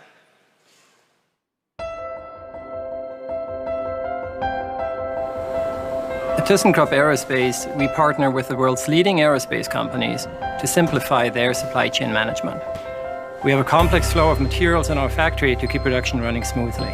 Our top priority is keeping people safe and making sure they have access to all the tools and information they need to make better decisions quickly. Microsoft's mixed reality tools are helping us get there. As we take on new projects, we need to optimize our workflows. With Microsoft Layout, we're able to make design changes in our actual factory space with 3D holograms. Once we have an optimized workflow, we use spatial analytics to help drive quality improvements. We're running 24/7 on most saws, so it's expensive to take one offline. Spatial analytics listens to our machines and helps to tell us the right time to replace a saw blade, balancing quality with the bottom line. Integration with Teams and Cortana allows our workers to make quick, in-context decisions that speed up production. With Microsoft's mixed reality tools, we're able to work faster, safer, and at a higher quality than ever before. We can't wait to scale this across our entire organization. There's so much possibility.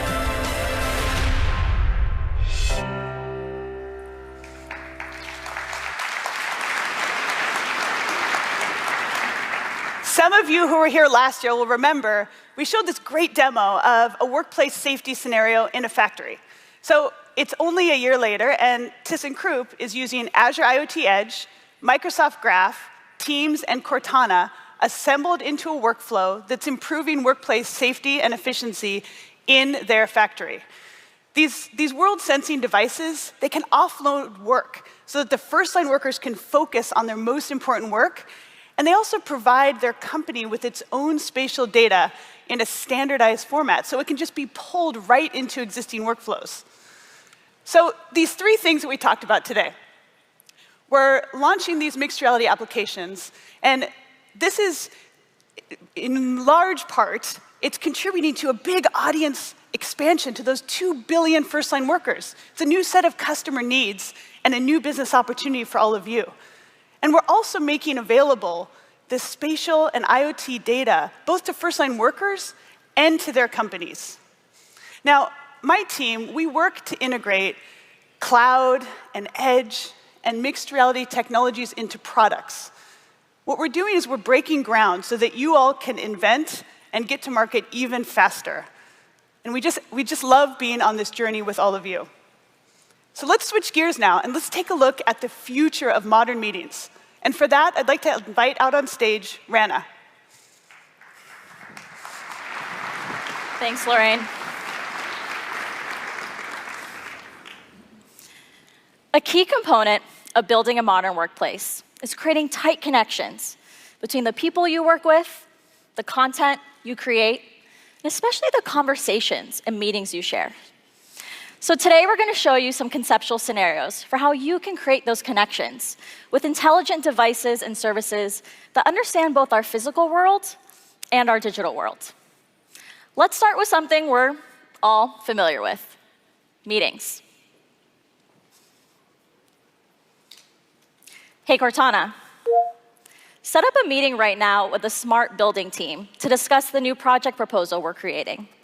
Sure thing. You are all free now. Where do you want to meet? Find me a conference room with a Surface Hub. Okay, Team Scrum Room is available now too. Want me to book it? Yes, please. Great, you are all set.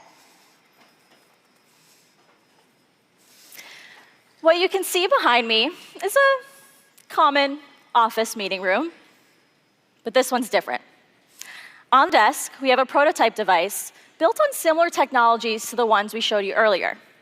It picks up both audio and video that you could pair with AI services and Microsoft 365 to help with key tasks like identification, voice transcription, and even real-time translation. Welcome, Jamal. Hello, Dave. The AI services even identify Dave and Jamal as expected meeting attendees. I'm going to go join them. Good morning, Rana.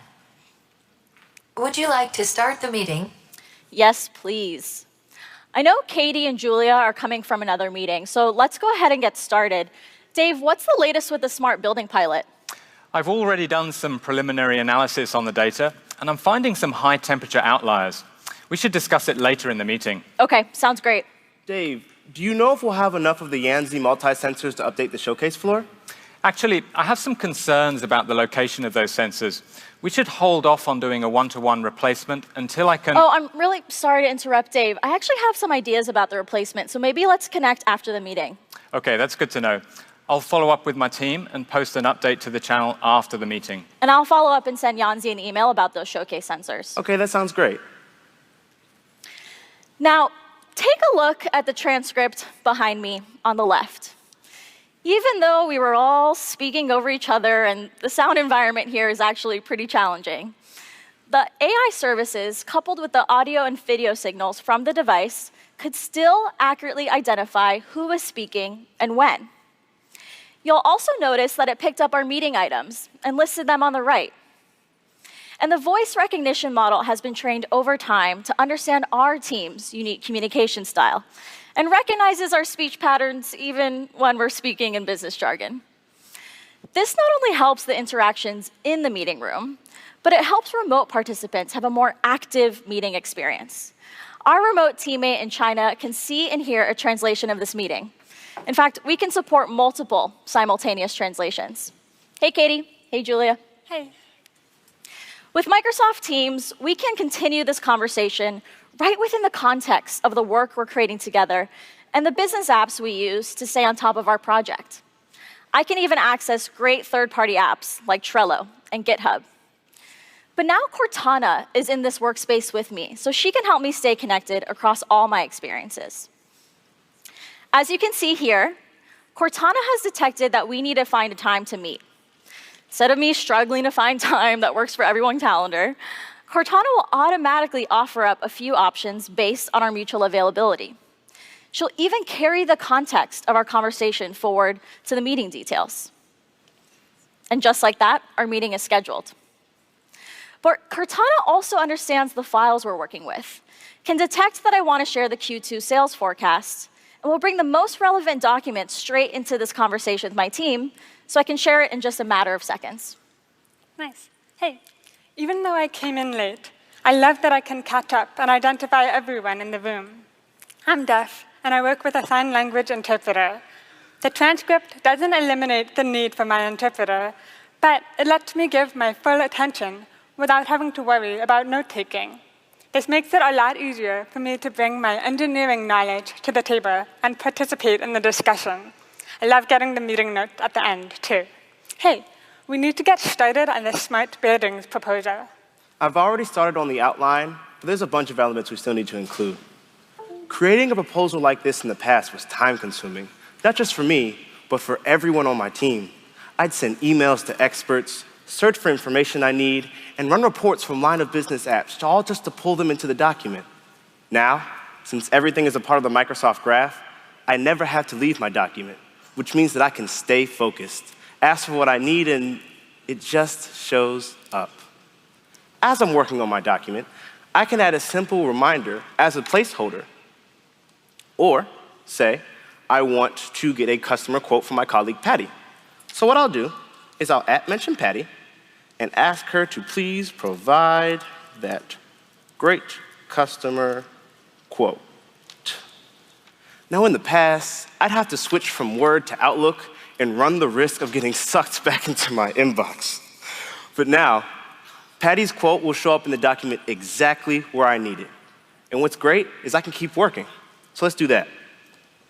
Lastly, I want to provide some more information about the Yanzi smart building sensors.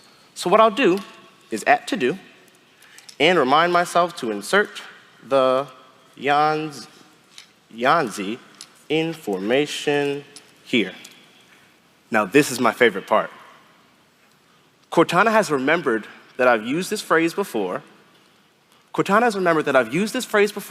Saw my intent from the to-do item, and then suggested the information I needed using AI. And in case you didn't notice, Patty's information showed up right as I was doing it. The graph becomes richer the more we use this service, and will better understand our intent. In the future, developers will be able to connect and extend their own applications and data sources to the graph and have that information show up in the document exactly where you need it. Great. Thanks for that update, Jamal. Anytime. Katie, what's the latest with the common area designs? I've been texting with James. Let me take a look. As an engineer, I spend a huge amount of time in front of my PC, but I'm also getting nonstop text messages and alerts on my phone. On average, we open our phones more than 100 times per day. But we think we can do better. With an Android phone and upcoming version of Windows 10. Let me show you two simple examples. As you can see, I'm getting SMS messages from my phone right here on my PC. I love being able to respond without having to pick up my phone and unlock it. It's much easier to type messages on my PC. I can also drag pictures from my desktop. Let me send this over. Not only that, when I get a picture from James, I can use it right away, just by dragging and dropping it into PowerPoint. Let's see how this sensor would look in our common rooms. Looks pretty good. I can also access my phone notifications and can click on them to open the equivalent Windows app or see them on the web. Here, I'm opening a Medium article on smart building design.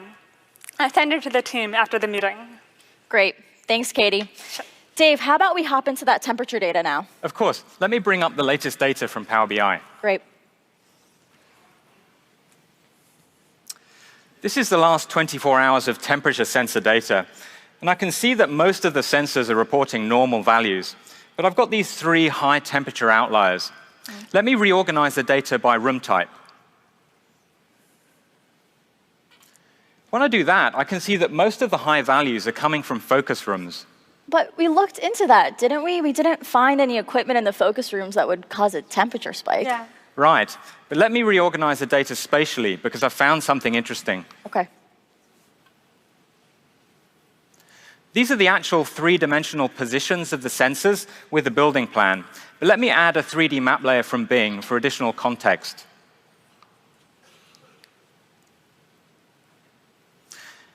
Now, I think the best way to look at spatial data is using my HoloLens. So I'm going to switch devices.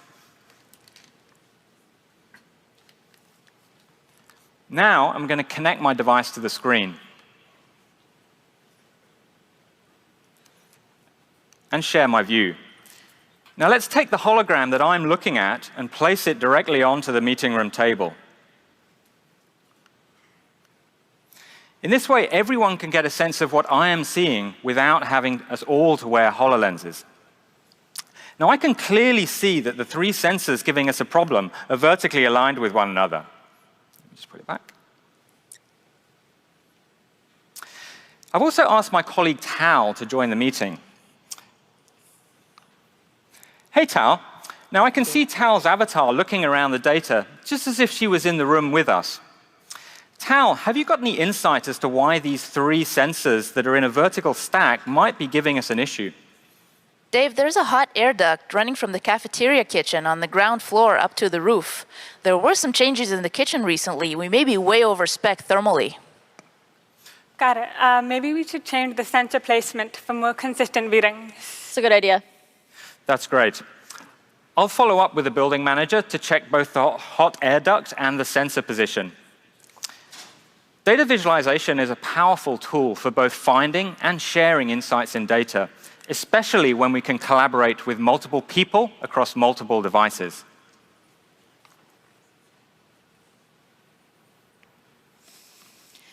Using AI in the cloud, everything we've discussed has now been neatly captured as a searchable transcript on the left. And a summary of all of our meeting items have automatically been created for us on the right. Which reminds me, Dave, I need to follow up with you so you can present that data to our leadership team next week. Great. Great meeting. Thanks, team. Anytime. Yeah. Today, we've shown you our vision for the future of modern work and how we can leverage the power of AI to connect experiences across our physical and digital worlds. With a range of intelligent devices and services, we can now understand the spoken and unspoken nuance of meetings, even when we're not in the room. Carry those insights into our broader team experiences and create opportunities for anyone to collaborate in more immersive ways. Thank you.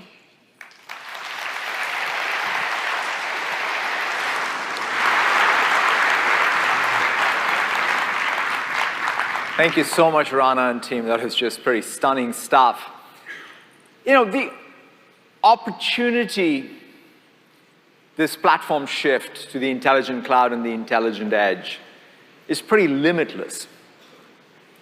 You saw that with Microsoft Azure and Microsoft 365. I mean, just 2 data points, that 9 billion microcontrollers are now compute endpoints, 2 billion plus people who are first-line workers are addressable with these scenarios with Microsoft 365. Just think about that as the base for which we want to innovate, build applications. Now, in fact, this very shift is even shaping the 2 other platforms, Microsoft Gaming and Dynamics 365. At GDC, we talked about how we're innovating across the console, PC, mobile, as well as with PlayFab on the cloud. And you'll see us talk more at E3 about where we are taking gaming. We're very, very excited about that opportunity. With Dynamics, in fact, the spring release we just recently launched, we also launched this very powerful platform, the Power Platform, Power BI, Flow, Power Apps, which acts as the extensibility framework for Microsoft Graph, extensibility framework for Dynamics, as well as Microsoft 365. And it's embeddable by every SaaS ISV. So we're excited about all these 4 products and platforms co-evolving with one major shift to the intelligent cloud and the intelligent edge. But when we talk about this limitless opportunity, it's not really about adding more screens or grabbing more screen time.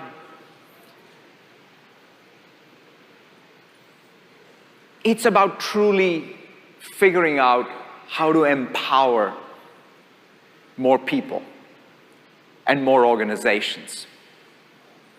That's really what it's all about. We have a real responsibility as we think about the impact of technology to ensure that technology is reaching everyone. In the last few years at Microsoft, I've been truly inspired by the passion of people, the developers inside as well as in this community, where we have really taken some of the advances in AI in particular and applied it to accessibility, applied it to help people with disabilities. It's been a personal passion of mine, and it's been a privilege for me, a blessing for me to see that unfold. Every year we have this Hackfest or 1 week, and each time when I see the types of things the developers are capable of doing, the magic they can create with learning tools in OneNote or using Gaze with ALS, it just really helps me see the bigger picture of what technology can do. Let's roll the video.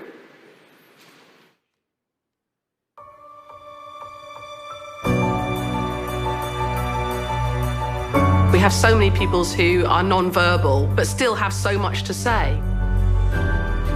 I want the exact same information that my hearing friends have. There are barriers to communication everywhere, but I think it's time we look at the barriers as opportunities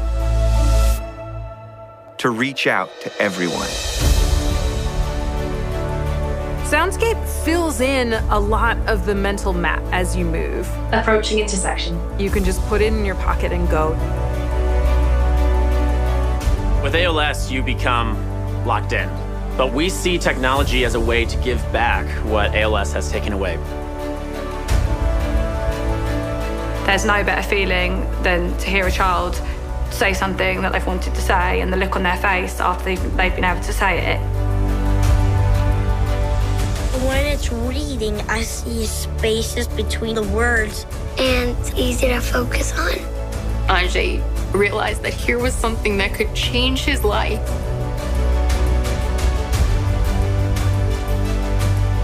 Now that I have my phone, I can see exactly what was said, and that's been a huge help to me. The system is learning as it goes, and the accuracy has improved tremendously. Students can pick any language that they choose to receive the information. It's like we jumped into the future. Because communication is very important for all of us, and we just want to be together and not feel left out. Aider les personnes avec autisme à communiquer, il y a des images. Je parle, je donne une information à Arthur et elle est traduite par l'application El Picto instantanément en pictogramme et après d'une façon orale. Va t'habiller et te brosser les dents. On va pouvoir remettre en place une communication qui est plus spontanée. Je crois que ça aide à recréer du lien. Both my wife and I are totally blind, and we have a 3-year-old son that's in preschool. He can see, but his parents can't. So to be able to know what's going on at his school is everything. The Seeing AI app has the ability to allow me access to the visual world. Artificial intelligence is beginning to have an impact on the lives of people with disabilities, but it's only going to grow. There is still so much out there to be done.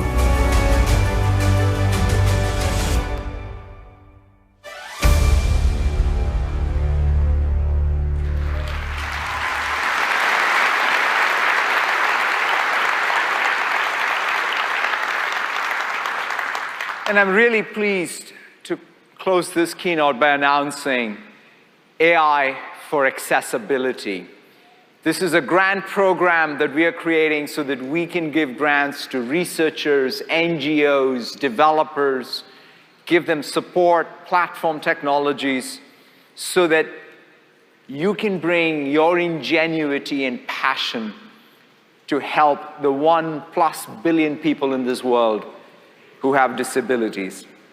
I can't wait to see what you all build. Thank you all so very much and have a fantastic rest of the build. Thank you.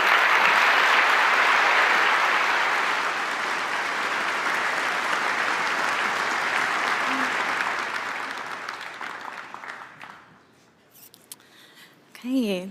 Hello. Good morning. Good morning. My name is Allison, and I am on the developer advocacy team here at Microsoft. I'm here to lead a very quick stretching break in between keynotes. Working with developers over the years, I see the toll that this role takes on our bodies. So these, in 90 seconds or less, these are my top stretching recommendations to keep all of you safe and healthy. This next part is, of course, optional, as is everything, but I do at this time invite you all to stand up just for a moment. I like how this is landing. Okay. Perfect. So standing up as tall as you can, flip your arms so the palms face forward. Shoulders can come down just a little bit. Excellent. Spread your fingers as wide as you possibly can. All right, we start with the hands. Bring the hands together, interlace the fingers. Push as hard as you possibly can. Take a really deep breath in, hold it, and exhale, let it go. Everything down. Perfect. All right, sweep the arms up high overhead, just for a moment. We might need to negotiate a little space here. Take your, take your elbows down to shoulder height. Perfect. Spread your fingers as wide as you possibly can here. Amazing. Okay, now start to draw the forearms back. Deep breath in. And then deep breath out. Bring the elbows and the palms together in front. Perfect. One more time. Open up. Amazing. And then close up. Perfect. Arms down by your sides. All right, so a shoulder roll rule of thumb is up, back, and down. So drawing your shoulders up towards the ears, roll them back, flip your palms again. You see what happens when, yep, perfect. Spread the fingers as wide as you can, and now down. One more time together, roll up, roll back, and down. Perfect. All right, we'll release the neck, and then we'll be free to go. From here, looking down at your feet, tuck your chin into your chest. Perfect. Hips come forward just a little bit. All right, now look up towards the ceiling. All right, now look back towards me. This next part will involve curling in all fingers except for your thumb. Squeeze pretty tight. This is the best one. If we're gonna do anything to help our bodies out, this is it. Squeezing pretty tight, the thumbs are pointing back towards you. Draw the arms down by your sides. Back to the neck, look to your right, tuck your chin to chest. Now pull your left hand down towards the ground, and then flip the hand so the thumb points behind you. Perfect. Come back to center, relax. Look down towards the left. Pull your right hand down towards the ground, squeeze the hand. Flip it so the thumb goes down. Okay, come back to center. The last thing that I will say, I think the space requirement is a little tricky here, but if you have your arms down by your sides, you squeeze in, you point the thumbs up, thumbs down. This is the best carpal tunnel prevention relief that you can do. The best way to do it is actually up here, maybe sideways, right? So pull your arms back, kind of like we did with that shoulder roll, pull everything back, and then thumbs up, thumbs down. Squeeze tight. Raise your hand if you feel a little better. Yes, okay, thank you for having me. Appreciate it. I will be in the lounge all week. If you have any follow-up questions, please come by and say hi. Enjoy the rest of the show. Thank you.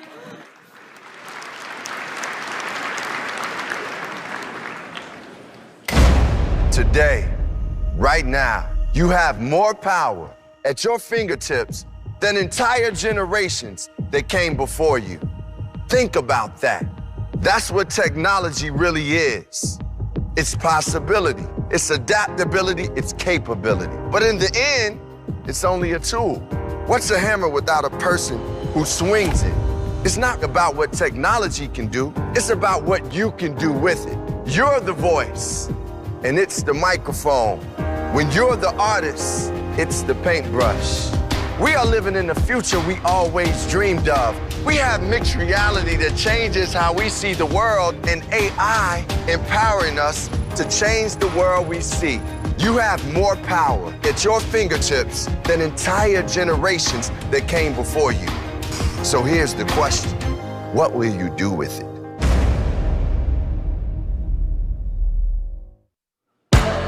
Please welcome Scott Guthrie.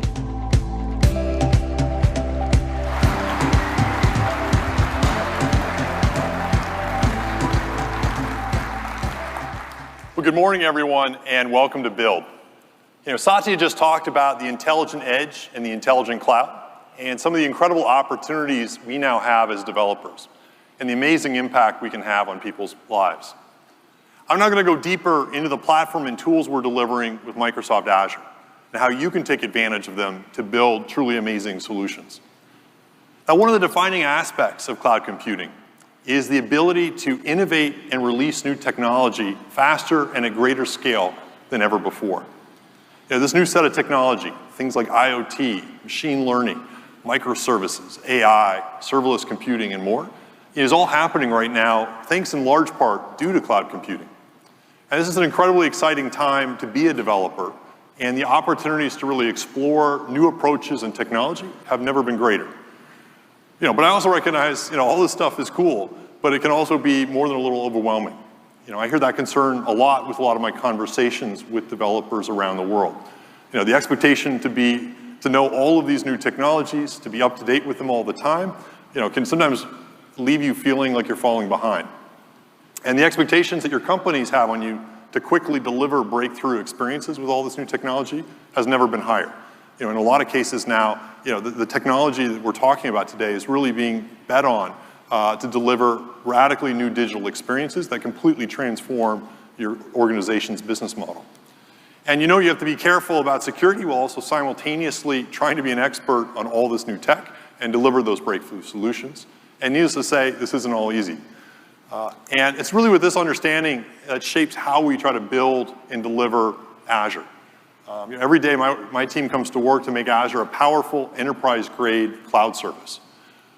And the more important work that we do is, in terms of building Azure, is really trying to focus it to guide it around your success. Having lots of great technology and lots of features is necessary, but not sufficient. It's really about how successful you can be using this technology in the cloud that ultimately matters.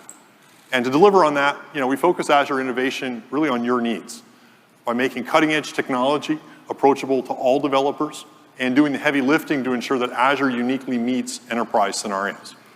This means having an end-to-end experience across our cloud services, our management tools, and development tools that provides an incredibly productive cloud experience. One that's hybrid and enables you to build solutions that run consistently within both our public cloud data centers as well as your own. It means having a cloud that enables you to use AI and data to infuse intelligence into all your solutions. And it means having a cloud that you can trust. Trust is a core value of Azure, and we lead the industry on our work around security, compliance, privacy, and responsibility. And the focus we've had on delivering on innovation, trust, and results is leading to tremendous adoption of Azure right now. And you heard Satya talk about a whole bunch of the great customers using it today. Startups, governments, and over 90% of the Fortune 500 companies in the world are now running their businesses on Azure. These are just a handful of some of the logos of customers running on Azure today. Let's watch a video of a few of them talking about how they're using Azure to drive their success. Microsoft Azure allows us to move forward our DevOps strategy. It's a way for us to manage, maintain, and build out our infrastructure. The benefits we saw from the Azure migration was almost immediate. Cosmos DB allows Domino's to have a globally redundant, reliable, and compliant solution all across the world. A few mouse clicks, you have a SQL solution in Europe. We love the ability for us to, every single day, every single hour, almost in real time, assess what is important for our customers. We develop one solution, and we can run that in public Azure or Azure Stack. The key with serverless is really that you have a very short way from coding into actual operation of your code. I love Kubernetes. Visual Studio Team Services has been super impactful in terms of our new platforms that we're building. We're using it to build CI/CD pipelines with our Azure Cloud instance. Where Visual Studio App Center stood out was its reliability. We can write tests in one language, run them on a bunch of devices, and be able to rely on the test results. It is very simple. I love C#. With Samsung devices, .NET is going to be everywhere. We are all racing towards secure. By bringing the community to the data, we're actually able to speed the discovery of new knowledge. Azure will be one of the leaders in that technology. Microsoft helped us achieve our digital transformation. It's put us over the top. We can handle the volume. We're like, bring it on. We want more.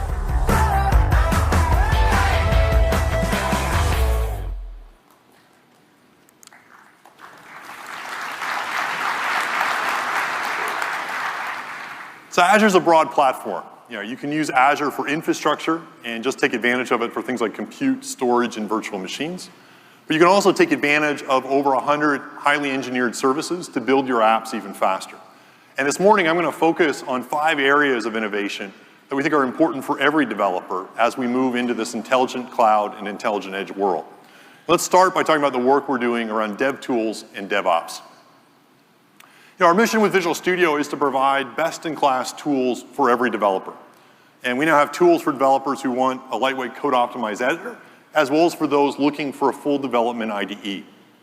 And with Visual Studio Team Services, we provide a suite of developer SaaS services that deliver a complete DevOps experience. And when combined with Microsoft Azure, these tools deliver a fantastic development stack with unparalleled developer productivity for every developer. Now, one of the great new Visual Studio improvements we're making available today is a new capability we call Live Share.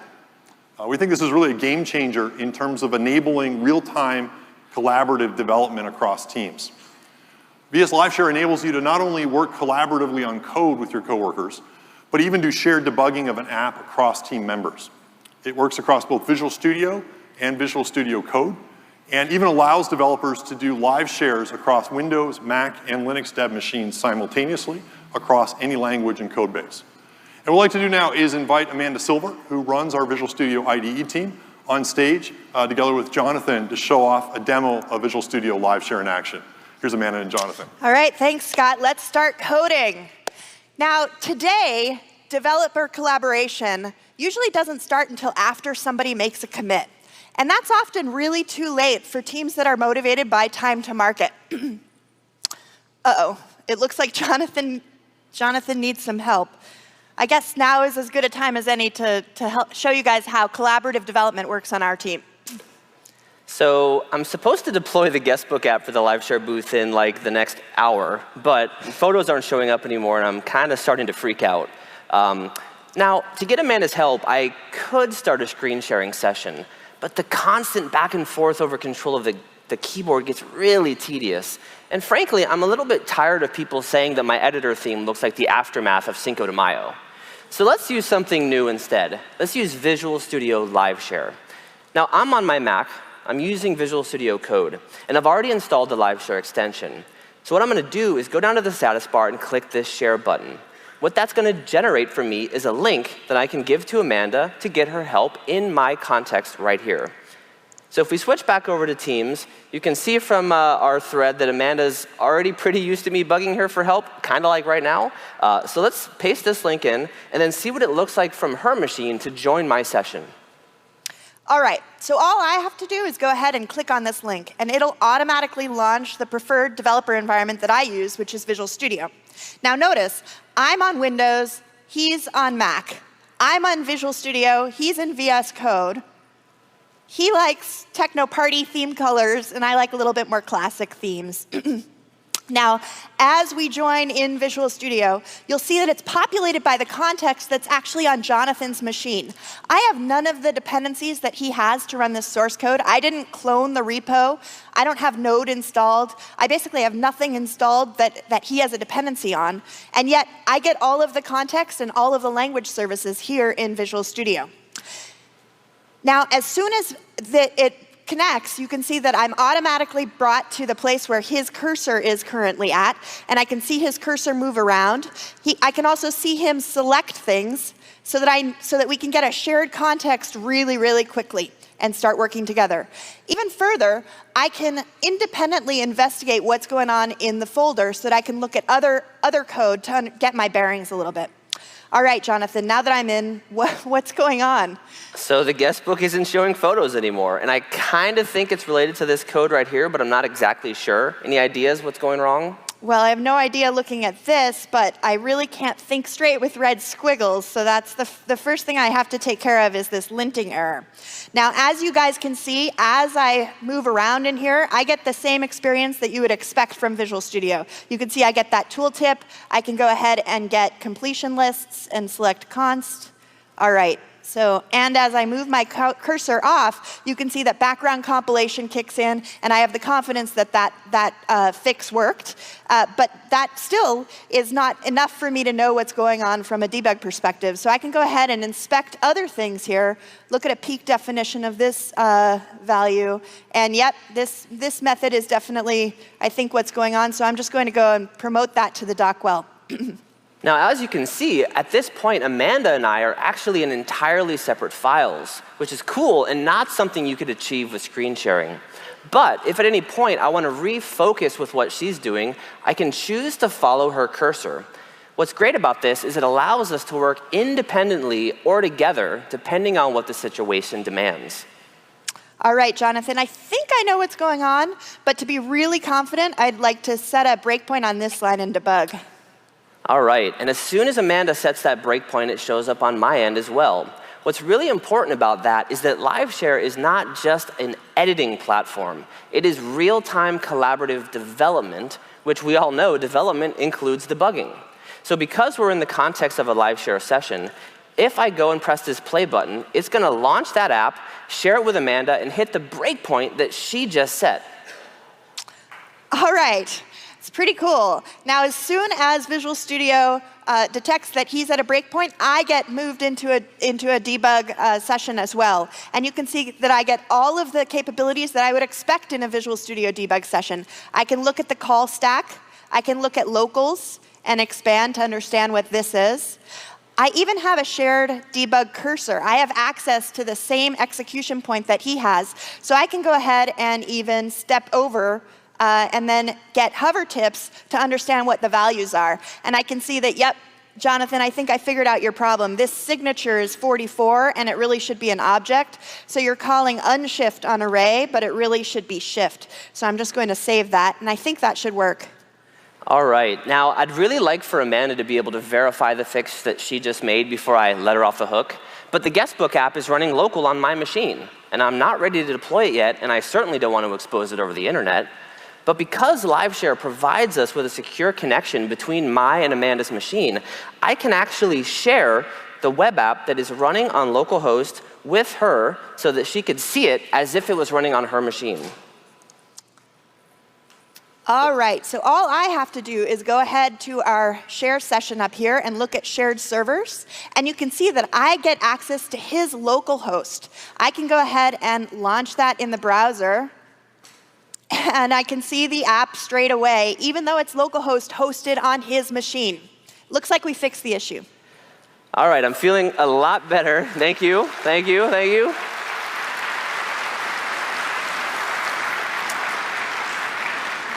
So I'm kind of out of hot water at this point, mostly, but let's make sure that we didn't regress anything else and run our tests.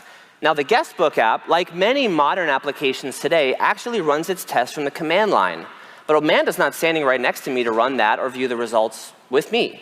But once again, because LiveShare provides that secure connection between the two of us, I can also share a live terminal instance with her that she will see on her end, and can then run our tests and let us both view the results in real time. So as soon as he starts that terminal, it's shared. And this isn't just a terminal that's specific to this debug session, it's actually a shared terminal access to his machine. So I could use this to inspect, developer configuration, for example, and see what version of Node is running. But in this case, I'm just going to use this to call our tests. And we both see the results at the same time. It looks like it's good. Yeah, so we fixed the app. I think the test results speak for themselves. LiveShare is awesome. Thank you so much, Amanda. Awesome, we're ready to go live. Yeah. Great, thanks. Thank you. Thanks.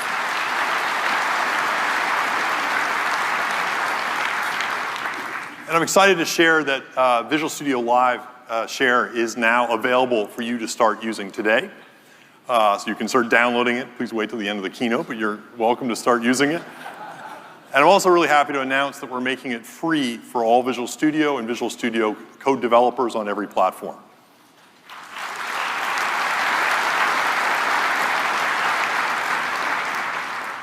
So one of the things you probably noticed over the last few years is the change in how Microsoft approaches open source. We not only now support open source projects in a deep way, but we also have open source much of our own product development. VS Code is just one example of the type of open source projects we help lead now. It's developed in the public on GitHub, and it's had over 17,000 developer contributions to it to make it even better. And VS Code is just one example of how we're really trying to change our development approach to be much more open and inclusive at Microsoft. Things like .NET Core, NuGet, PowerShell, and our Azure SDKs are other examples of where we're taking Microsoft projects and are now developing them in the open and hosting them on GitHub. And what I'd like to do is invite Jason Warner, the Senior Vice President of Technology at GitHub, on stage to talk a little about GitHub and some of the changes they're seeing as part of this engagement, as well as to talk about some exciting work that we're launching together today. So please join me in welcoming Jason. Thanks, Scott. Well, welcome, Jason. Thanks for being here. Can you tell us a little bit about GitHub and the mission you guys have for developers? Sure.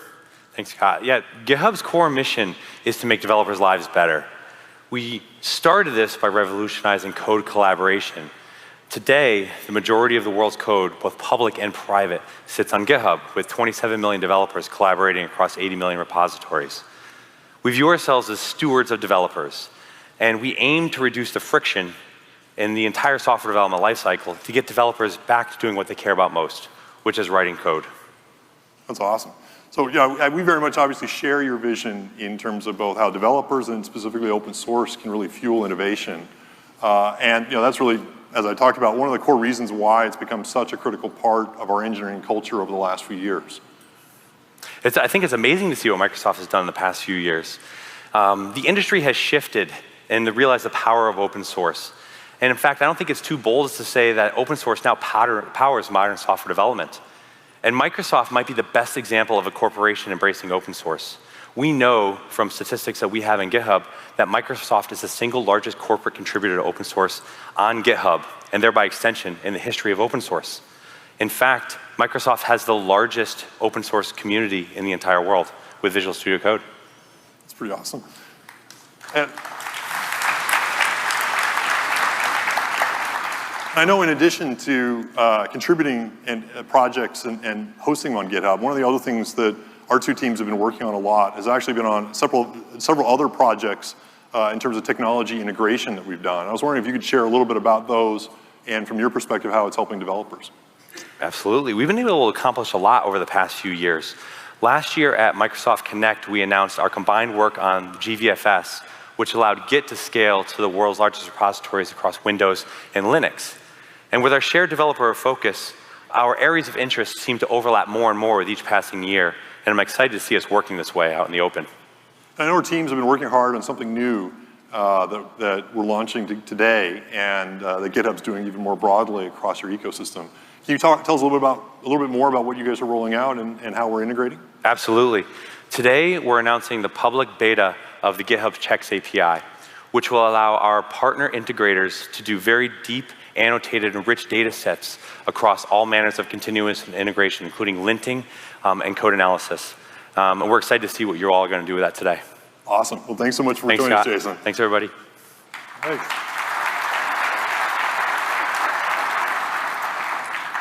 Well, as Jason just mentioned, one of the things that we're excited to announce today is some of the deeper integration that we're doing between GitHub and our overall set of Azure and Visual Studio DevOps capability. And the first scenario that we're releasing today is integrating the mobile DevOps tooling support that we provide with Visual Studio App Center directly within the GitHub experience.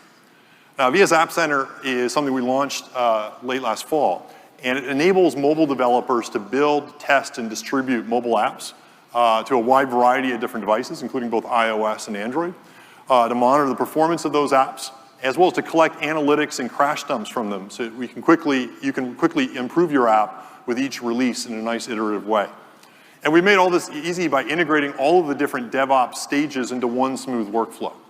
And what's great with our GitHub partnership is we've now taken that and directly integrated it as well within GitHub as part of that experience. And what I'd like to do is invite Samina, who leads the PM team for VS App Center, on stage to actually show off VS App Center and the great integration we now have with GitHub. Here's Samina. Thank you, Scott.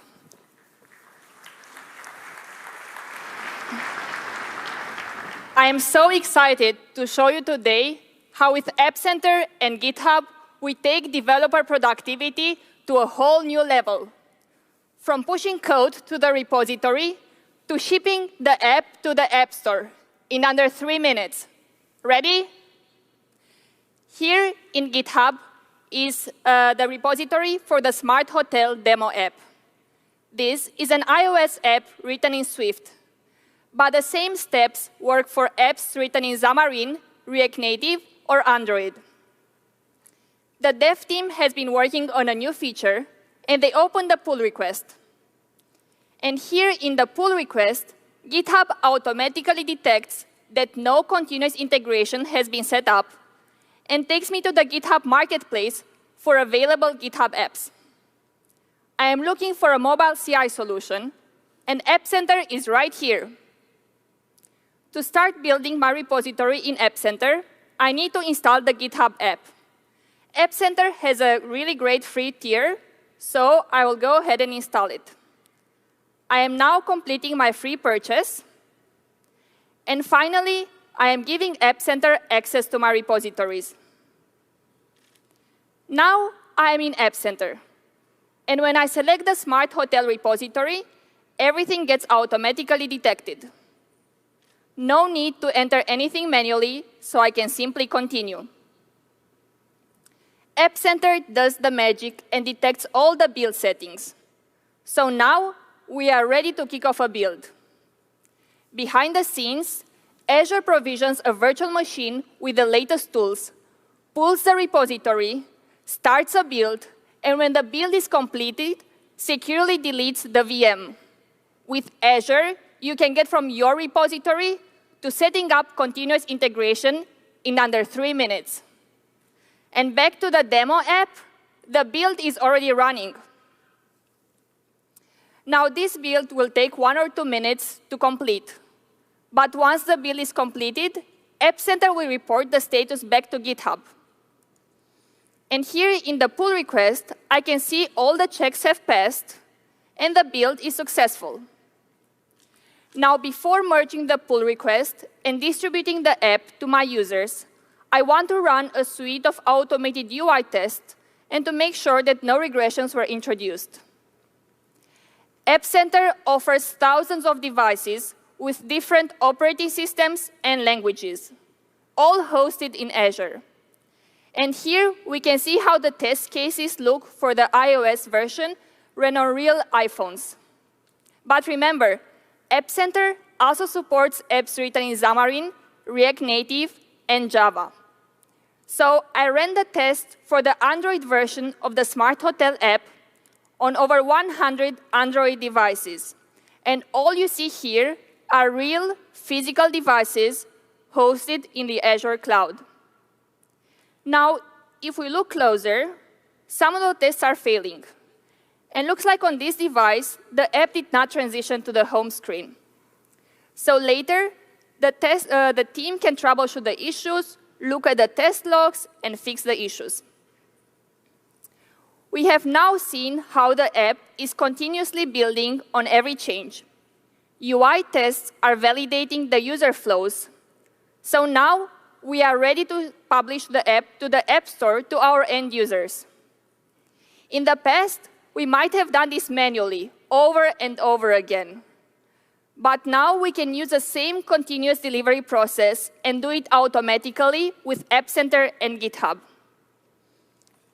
So I will configure the master branch that for every successful build, it will automatically distribute it to the App Store. All I have to do is enable distribution to production right here.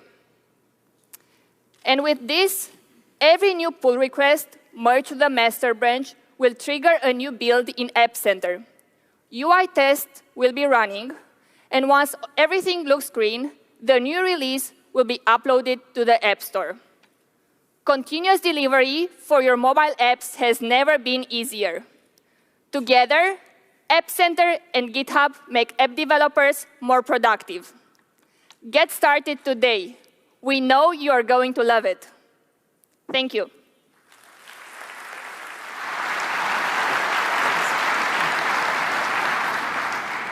So VS App Center is just one of the DevOps tooling components that we provide as part of the Visual Studio family and Azure set of DevOps tooling.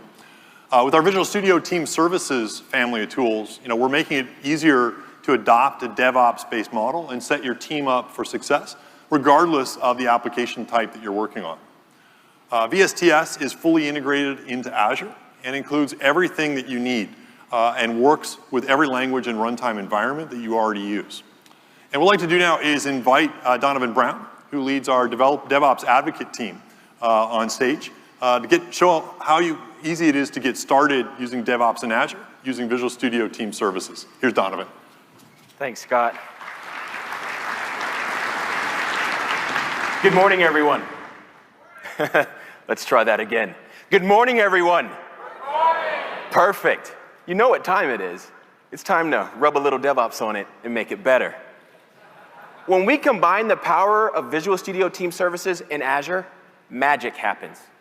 We get to witness this magic every day as Visual Studio Team Services deploys itself into Azure.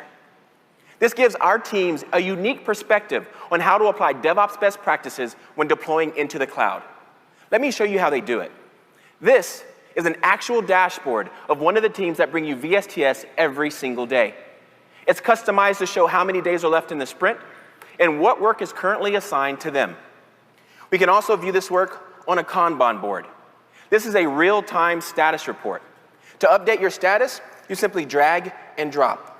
But this happens to be where our team actually works, so I probably shouldn't be moving any of these tiles around. Our team uses Git. And when you use Git, sometimes the branches get out of control. You don't even remember why you created some of those branches, but not when you use our Kanban board.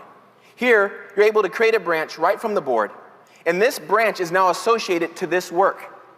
Every single pull request, every single commit, every single build, and every single release is automatically associated to this work. So now you know exactly why you created the item, and you get end-to-end traceability for free. Once we get our pull request made, it's time for us to go ahead and collaborate over it. In a pull request, this is a way for you to review your code and have conversations with your teams to make sure that the code is quality. If you see that piece of code that gives you that warm and fuzzy feeling, you can actually share it with your teams right here in your pull request.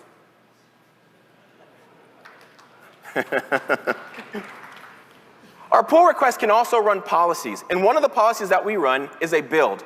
Our builds run a staggering 77,000 unit test against every pull request, and we do this 600 times a day to ensure that we only ship the highest quality code to our customers. When our pull request is done, the code is now ready to be deployed into production. Here, we practice safe deployment. Safe deployment is where we deploy to one production environment, monitor the code before we deploy to the next production environment. This first environment, ring 0, is where the VSTS team actually works. We dog food everything that we give to our customers, because if it's not good enough for us, it's definitely not good enough for you. We monitor our telemetry and application insights. We run queries against our bugs, and if we find any, we stop our release. This used to be a manual process, but now I can use release gates. Release gates allow me to have release management automatically run queries against my bugs, automatically watch my telemetry and application insights. And if it finds any issues, release management will automatically stop our release and protect our customers. We have automated safe deployment. Now, I know what you're dying to ask me right now. Donovan, how do we get started? Well, I'm glad that you asked. Because you get started in the Azure portal. We have a new feature called DevOps Projects that allow us to bring the power of Visual Studio Team Services right inside of the Azure portal. You get started like you would any other resource. You go to Create, and there is DevOps Projects. Gone are the days of you having to manually deploy code or FTP. You don't even have to right-click inside of your IDE. And as Damian Brady likes to say, friends don't let friends right-click publish. And now they never have to. And if you look at this page here, you instantly see that this is not your daddy's Microsoft. This is a Microsoft that understands Go and Ruby, PHP, and Python. Let's have some fun, and let's do a Java application.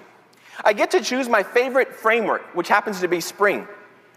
Now, this is where the fun begins. I want to reassure you, if you're not ready for containers, don't let anyone pressure you into them. We can run your app the way that it is today inside of App Service.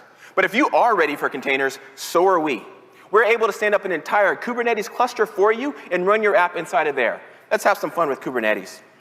At this point, you have to wire up your VSTS account. I see some of you getting anxious, thinking, but Donovan, we don't have a VSTS account. Shh, shh. We can create one for you right here on the portal. But if you happen to have your own, let's go ahead and choose one that I already have for myself. So we'll choose this one. I need to give the product a name. And now I click on Done.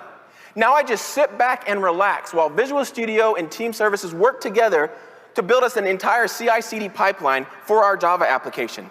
When this is done, I'm going to have a portal just like this one. This is a blade that shows me everything from Visual Studio Team Services and Azure in one place. I can see my commits to my repository, the builds, and the releases. I can see my cluster and even infrastructure information coming from Application Insights down here at the bottom. If I click on this link, I get to see the sample application running in my cluster right now. Chances are you have your own code. So why don't we go ahead and show you how you can actually use your own code as well. Luckily, I can use the deep links here on our build pipeline. Jump right inside of Visual Studio Team Services, where I have complete control over this pipeline. I can simply come in here and say, why don't we edit our build definition? Let's get your code from where it exists today. Maybe your code lives inside of GitHub. So I come over here, and then I authorize my account. And then once I do, I have access to all my GitHub repos right here inside of Visual Studio Team Services. I'm going to choose my Smart Hotel 360, click on Select, and now I'm going to save and queue this build. I am now pulling code upon every commit from GitHub, building this Java application and packaging it as an image. I'm then going to take that image and deploy it all the way inside of Kubernetes. I hope you realize that this is not just a new era for Microsoft. This is a new era for all of us. Because when we combine the power of Visual Studio Team Services and Azure, here at Microsoft, we can implement DevOps for any language targeting any platform. Thank you so much, everyone.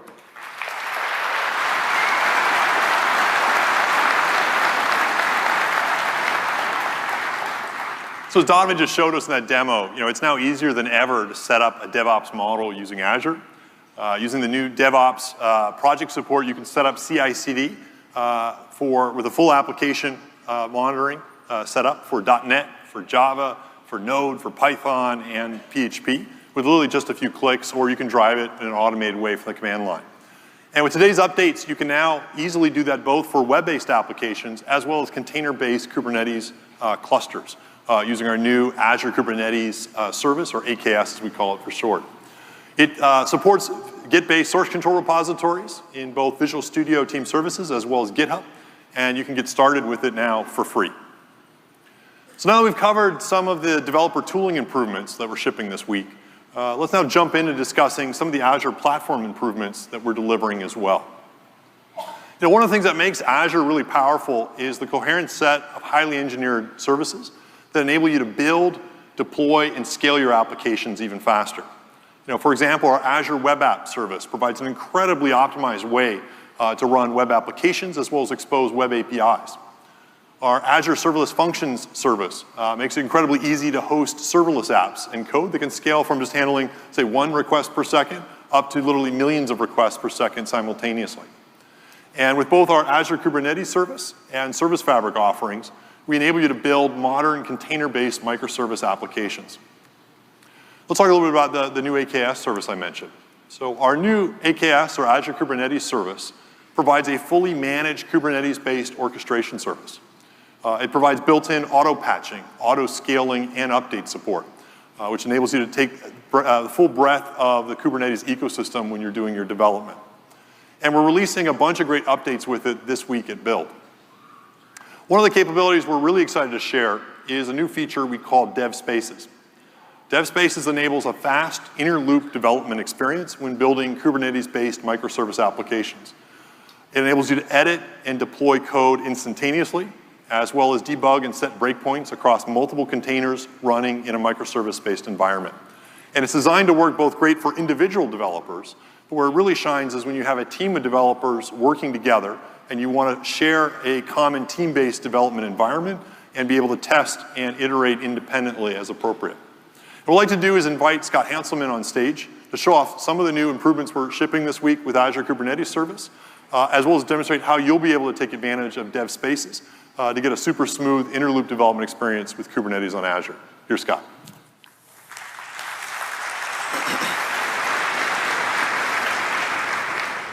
Hey, friends. So we saw Donovan take a Java app through Azure DevOps projects, and he went and deployed that to AKS. Fast forward 30 days later, and the project is a lot bigger, the company's a lot bigger, and let's say that I'm a new developer. So I need to get up to speed on how to work on this as quickly as possible. This is the site that I'm working on, And I'm going to come down here because I was told that there was a bug. When people go and search for hotels, I can type in New York and I find my New York. But when they type in Seattle, it doesn't work. So something is wrong. However, this application has a lot going on. I'm going to switch over to Visual Studio. That's where I live as a Visual Studio developer. And this is where I feel most comfortable. And I see that there's 8 different projects here. There's 8 different projects here, and there's maybe dozens and dozens elsewhere. And I'm told by Brady, who's set up the AKS environment, that each one of these projects within Visual Studio maps directly to a microservice that's running in a container inside of AKS. So if I switch over into Azure, I can see all the different containers, not just the ones that are in Visual Studio, but the ones that other teams are working on that might be running in different languages in different environments. I can see there's my hotel service. This is all running as part of Azure Kubernetes Service, which is pretty amazing because it is a fully managed service. I don't have any VMs to worry about. I didn't create a bunch of VMs and then install Kubernetes on them. I just have Kubernetes as a service. I can go and upgrade at any time. I can hit scale, and I can go and say I want 8 CPUs or I want hundreds of CPUs. It's totally up to me. Now, within this cluster, I can also peer into the health of individual containers. You can see, so that's green, that's good. OK is good. I'm going to open that up. Here's all these containers, and I can scope my namespace. Mainline is where I'm told that the bug is, and all the services can be picked from. I'm going to pick hotels, because that's the one that I am currently working on. If I click on hotels, and then open that up, I see some interesting stuff that the CPU is about 4 or 5%. There's my hotels container that I want to debug because I think that's where the problem is. And I'm going to hit View Logs. Now, when I click into View Logs, I didn't have to install anything. This all comes as part of this service. I've got this rich logging experience right off the bat. And Brady gave me some queries to try out so I could learn this as a new developer. And I've put a couple of those into the clipboard. So here, I can go and do a search and say run. And now I'm looking at aggregate CPU over all of the containers instantly. You see it was about 4 or 5%. So obviously my problem is not a CPU related problem, but I'm here to fix a bug, and I want to see if I can use the analytics to do that because, again, there's dozens of containers.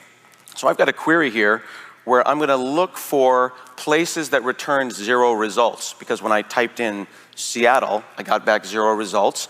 And then I know that it's written in C#, because that's my language and that's the thing I'm working on. So I'm going to look for places where it contained the word controller. So hopefully we'll see if we can narrow down where this bug might have happened. And I can zoom in here and see the places where the bug has happened in the public web. And I can even change this and see how often that bug happens and then render it as a chart. Again, all of this built into the service and lets me do some amazing stuff. So I can see that clearly Brady checked into production at 5 and then just went home. So that's when the bugs started. So he won't be working here much longer, which is good for me as a new developer because I'm moving up in the company.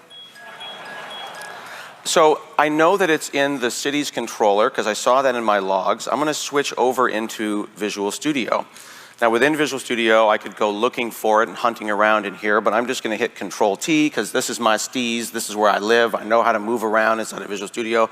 So I'm just going to hit Control-T and go to city's controller and see the microservice that pulls that data back. Here's my get default cities. I'm going to right click on, say go to definition. These are the default cities that are hard-coded. And then up here, the actual microservice, get, that goes and talks to the back end. Now, we have 10 microservices here I can see in Visual Studio, but just so you can get a real sense, there's dozens elsewhere, and some of them are in different languages, but some of them are actual Azure services like Cosmos DB or Postgres or SQL. There's a lot going on to make this happen. So I go back over to Cities Controller, and I say, all right, we're looking for default cities or okay, and there's the bug. They didn't call get, they call get default cities, so that's a problem. They're actually only looking at the hard-coded cities. I'm going to change city queries to say get, pass in name, and go like this. Now I'm going to set a breakpoint, and you'll notice that this is all just the stuff that I ordinarily do as a Visual Studio developer, right? Nothing interesting going on here. However, if I were to hit F5 ordinarily, I might need to start up all of this stuff. Think about the amount of work it takes when someone says, hey, welcome to the company, here's a laptop, let's get this set up with a tiny production environment on your underpowered laptop, and then next week, we'll make you more productive. That's a complicated experience. I don't want to have that experience. Instead, I'm going to use Azure Dev Spaces, and I'm going to run this stuff up in AKS. I have my own personal space up there. Now, I think it's my own personal space because there's at least 5 Scotts that work at the company and a number of women with the last name Scott. So there could be 7 potential Scotts that are going on here. But I think this is my space. Did my microphone leave?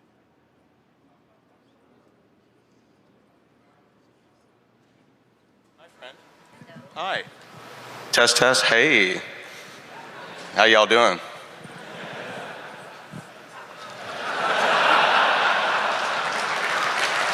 It's all good. I'm not really sure how that's planning on working. So, let me add some value.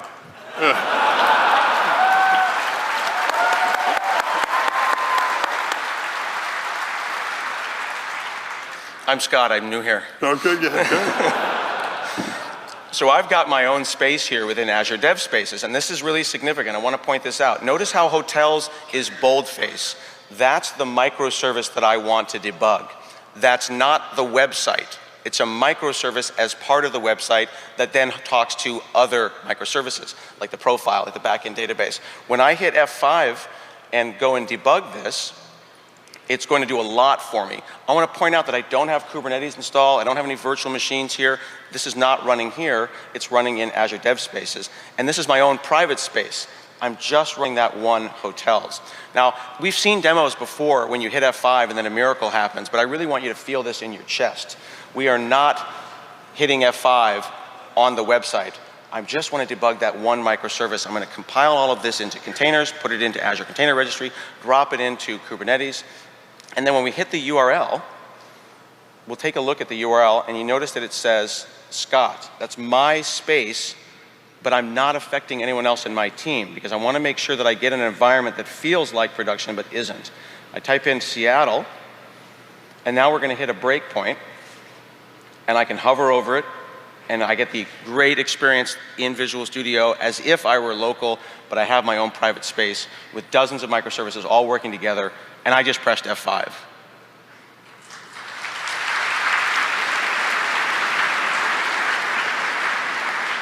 So what did we see? We have a fully managed Kubernetes. We've got auto patching, scaling. We've got upgrades. We've got an integrated container health. I searched terabytes of logs instantaneously. I've got the ability to rapidly debug and fix apps in a complicated environment like this with just Visual Studio and my Azure subscription. And thanks to AKS and Azure Dev Spaces, Azure has the best Kubernetes experience in the cloud. Thank you.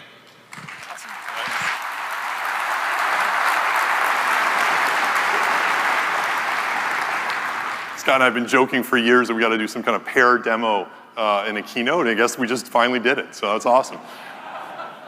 So, as you look to modernize your applications and adopt a microservice-based architecture, one of the things you're also going to want to take advantage of is serverless-based computing. A serverless-based approach allows you to execute code in an event-driven way, which can help guide you to build applications that can scale better. But serverless computing can also help you save money by enabling you to avoid having to pay for server resources that you might not be fully using. And Azure enables you to really build a serverless-based solution that can respond to literally millions of events per second. Our Azure Function service enables you to execute on-demand serverless code written in a wide variety of different languages, including C#, JavaScript, Python, and Java. And our Azure Logic App service enables you to execute on-demand serverless workflows. These workflows can use more than 100 built-in data and app connectors that we provide out of the box, enabling you to integrate your workflows with data and actions that are in Office 365 or Dynamics 365, Salesforce, SAP, Adobe, Twitter, and more, and securely process and route data across long-running processes. These workflows can also then invoke Azure Function Apps, giving you a really robust way that you can integrate both code as well as declarative workflows together. Now, one of the new capabilities of Azure that you heard us talk a lot more about this week at Build is our Azure Event Grid service. Event Grid provides a routing service that makes it easy to route events from a wide variety of different event sources and connect them to event handlers to process them. Event Grid guarantees reliable event delivery, and will automatically queue, for example, messages for later delivery if your event listener is not available. And it can scale to support millions of events per second. And enables you to build really robust event-driven architectures that enable you to eliminate polling and the associated cost of latency within your applications. And it runs both in the cloud with Azure, but you can also, it's included as part of our Azure IoT Edge, as well as Azure Stack offerings. Now you can set up event grid routes programmatically using code. One of the cool things we're also doing starting this week is making it incredibly easy to set up events using the Azure portal as well. For example, this is a screenshot of a storage account in the Azure portal, so our standard Azure Blob storage service. And you'll notice now that we expose an events link on Azure resources directly inside the portal. And if you don't have any events registered when you click that link, we actually provide sort of some nice helpful UI that enables you to easily create and run serverless functions or logic apps that'll execute when a particular event occurs. For example, here in this sample tutorial that's built in now, we make it super easy to create and wire up a serverless logic app workflow that can execute, for example, every time a video file is uploaded into my Azure storage account. Here's what the logic app workflow looks like. You can see you kind of compose this workflow graphically using our designer. And notice how the built-in workflow is taking the uploaded file and then in turn calling an Azure cognitive service that we call our video indexer service that'll automatically transcribe the speech in the video into a text file into that storage account. And the great thing is I didn't have to write any code. I didn't have to spin up any VMs or other services. Instead, it all executed serverlessly using my declarative logic app workflow. And this is just one of literally hundreds of new event grid and serverless scenarios that we're making super easy to accomplish this week. And all of our Azure services will expose events that can be managed using Event Grid with this type of serverless composition model. Now, where this container and event-driven serverless technology becomes incredibly powerful is when handling new types of massive scale solutions like IoT. IoT is now experiencing just exponential market growth. 2 years from now, there'll be more than 20 billion connected devices in the world. That's approximately 3 times the number of human beings on the planet. And the need for developers who can build IoT-based solutions is rapidly growing. We already have thousands of Azure IoT certified hardware devices in the market today, supported by hundreds of different partners. And what's great is that means as a developer, you can easily build Azure IoT-based solutions and take this hardware, take these solutions, and easily integrate them with our Azure IoT cloud services. And let's take a look at how we can do this. So our Azure IoT Hub service enables you to securely connect and manage up to billions of IoT devices. It was the thing that was on that back end when Sam was showing the drone, for example, in Satya's keynote this morning. And what's great about Azure IoT Hub is it can work with any IoT device out there and includes built-in security management capabilities. So for example, you can tell it to patch the device automatically, as well as device twin support, so that you can actually query and update the configuration of any device, even when the device is offline. And when it comes back online, it'll automatically update. And as a developer, it provides a great event-driven serverless programming model built on Azure Functions that enables you to both ingest telemetry from any device, as well as interact and program it from the cloud. Since I bet many of you here have never built an IoT app before, you're probably wondering, well, okay, that sounds good, how easy is it to do? What I'd like to do is invite Jeff Hollins on stage to show off, literally from scratch, how easy it is to build using Azure IoT Hub and our Azure Serverless Functions programming model. So here's Jeff. Thank you all very much, and thank you, Scott.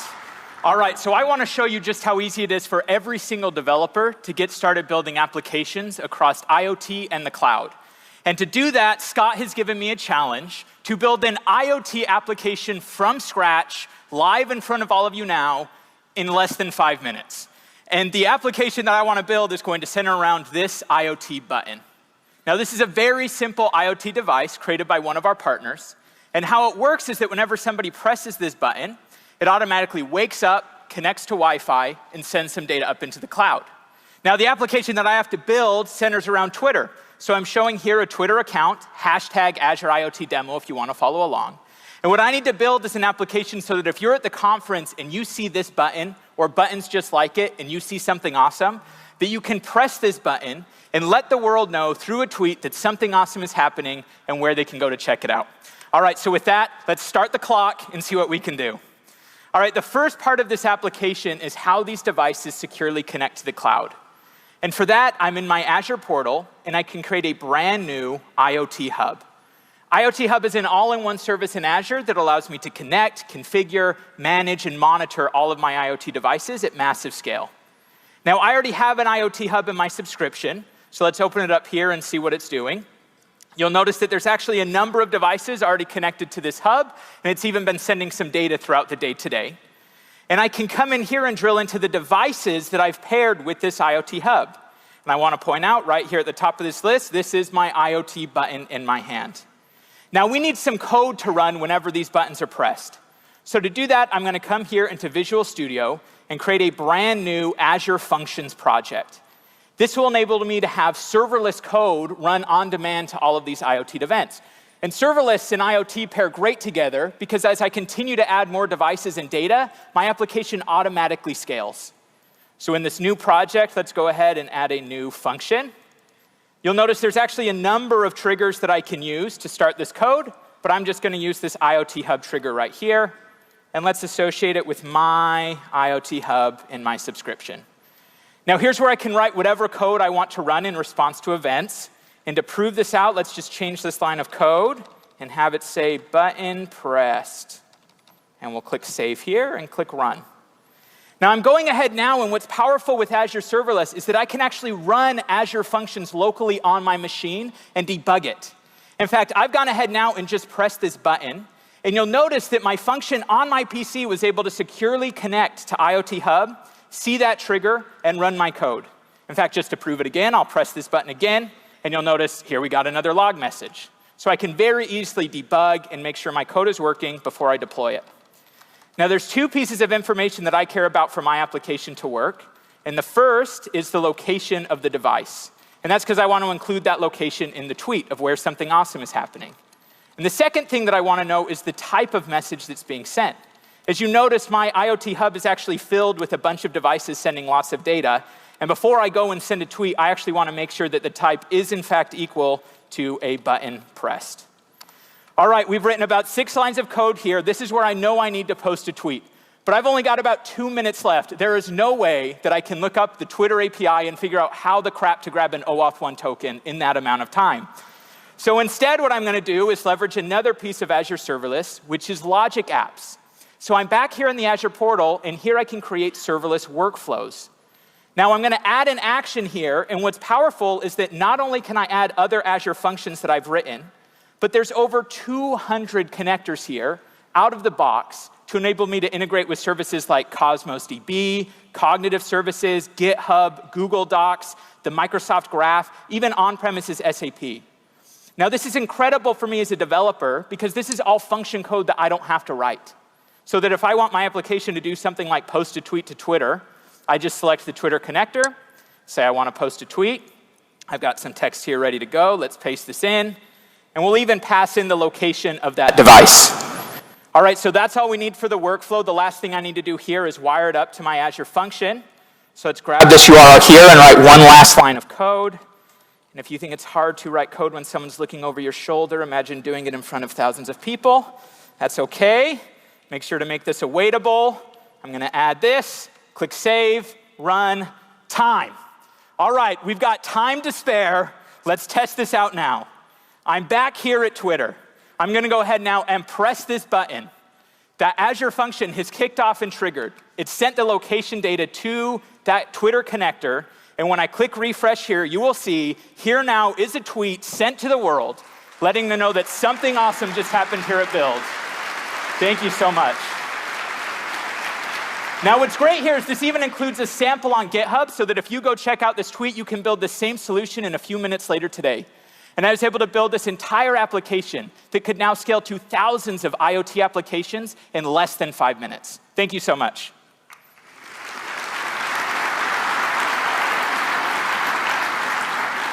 One of the things that Jeff mentioned, if you go to our booth, we're actually giving out thousands of these internet-connected buttons. And so it's super easy to build this exact same app yourself, and you can become an IoT developer. So, Jeff showed you how easy it is to connect, a simple Wi-Fi connected button to Azure, and how easy it was to basically write code in the cloud that interacted with it. And this is great for many, many different scenarios where you really only need to run the logic in the cloud. But as Satya talked about this morning, the trend that we're seeing is where we're also increasingly moving to one where you also want to be able to run logic on the edge as well and interact both with the device and the environment in even richer ways and be able to do it locally while still retaining cloud connection. Azure IoT Edge runs on both Windows and Linux devices and provides a really easy way to build and deliver application functionality on the edge. It supports a container-based programming model that you can use to both develop and deploy apps on the edge, and supports running serverless-based Azure functions directly on the device. In fact, we've taken the Azure Functions programming model, and it's just part of Azure IoT Edge, as well as Event Grid. And this enables you to use the same container and serverless skills and technologies that we just talked about running in the cloud to be able to run on the edge device as well. And you can basically deploy and run both code as well as your own AI models using our Azure Cognitive Services, or by building and training your own model, which we'll talk about in a few minutes, on the edge as well, and run it in the context of an Azure IoT Edge device. And this gives you both an incredibly powerful and a very elegant way to build IoT solutions. What I'd like to do now is hand it back over to Jeff to show off how you can take this first IoT scenario that we just demoed and now extend it to build and deploy custom code and AI models using Azure IoT Edge. Thanks, Scott. All right, so let's extend that application we just started. And what if instead of requiring somebody to press a button when they see something awesome, what if the device itself actually knew that there were awesome things around it and automatically sent a tweet? Now, to do that, I want to talk about Azure IoT Edge. So I'm back here in my Azure portal, and this is my IoT hub. This is the same hub we were just using for my button. But I want to call out here that there's a section here for my IoT Edge devices. Now, these are devices that actually run pieces of the Azure cloud directly on the device itself. And these aren't fancy devices that you have to special order. These are devices that you're likely already using today. In fact, two that I want to call out here is my Windows PC that I'm developing on right here, and this Raspberry Pi that's next to me, which is actually running Linux. Now, both of these are edge devices, and both of them have cameras. So I want to leverage those cameras to be observing the environment and figuring out if there's awesome things around. So let's check out the solution and what it looks like. Now, this inside of Visual Studio Code is my IoT Edge solution that I can completely build and manage here. A few things I want to call out. This same solution and same code is running both on my Windows PC and on this Raspberry Pi running Linux, and it's made up entirely of containers. Now, this is great because it means as I'm building these, I get the benefits that containers bring, like portability and consistency, regardless of the form factor that it's running on. Now, this solution is just 3 simple parts. The first one is this startup container. I'm just going to start it up on the device, grab the camera feed, and push that feed to a machine learning model. Now, the second piece here, this is that machine learning model that needs to identify, are there awesome things around or not? But what's exciting here is just how easy it was for me to build this. In fact, to build this model, I leveraged the Azure Custom Vision service. This is one of the cognitive services that enables developers to upload samples of images with tags. And after you train the model, you can actually upload new images that it has never seen before, and it will be able to predict for you what this image should be classified like. So let me show you the project that I've built for this demo. You might be able to see here from the text, here's my custom vision portal, and I want to build my own Scott or Not app, because chances are if Scott is somewhere at build, there's something awesome happening. So here's the sample images I've uploaded. It's a wall of awesomeness. Some of these images are tagged with Scott, and some of them are tagged not. And I can go ahead and tag these and then click this train button right up here. But I don't want to have to be sending the feed from all of my devices constantly up into the cloud to identify if it's Scott or not. And what's great here is that after training the model, I can actually click this export button and export this model to run on any device, even locally on the IoT Edge. So I've gone ahead now, I've trained this model. Let's choose that we do want to run this as a Docker container. Say I want this to be Linux, click download, save, done. This is the exact container that I have now imported into this solution, running now on these devices, looking at that camera feed and identifying, is this Scott or not? Now that's generating a lot of data, and in order to deal with that data, I have my third piece, which is an Azure function, running on a container on the device. Now I actually want to show you that Azure function code because it should look familiar. This is the code here, and this is the exact same code that I wrote for my button a few minutes ago.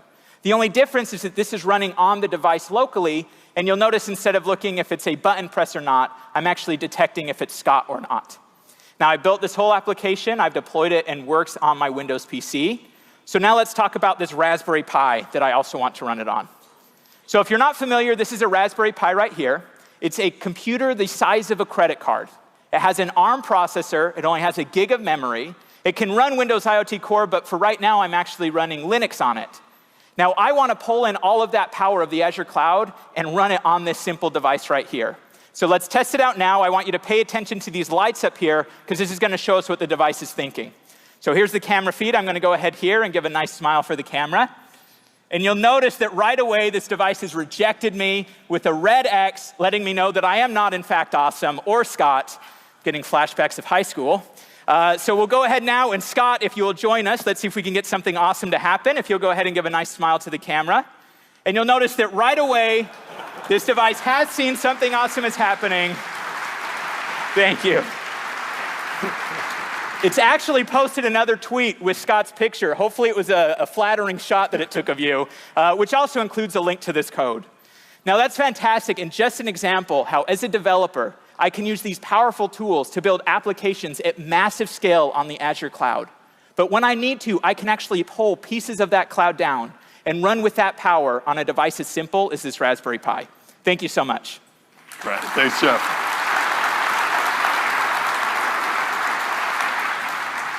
So everything you've seen in all of these IoT demos is now available for you to use starting today. And you can build incredibly powerful IoT solutions using Azure and really take advantage of this intelligent cloud, intelligent edge world. Now, one of the most important decisions you'll make as you start to build large-scale cloud applications, whether it's for IoT or for any other scenario, is how to store and represent your data. So let's spend some time talking about how you can do that with Azure and some of the cool new things coming out this week. Azure now provides an incredibly flexible choice of operational data services. In our Azure SQL database, Postgres, MySQL, Redis, and Cosmos DB services are databases that we provide as a service, which means we provide them as a database service with an SLA, and it's a fully automated managed service. This means you don't have to manually configure your databases for high availability or have to manually patch or update them. These are capabilities built into the services that we provide for you. We similarly provide built-in backup as well as point-in-time restore capabilities. The ability to easily scale up and scale down capacity at will very quickly.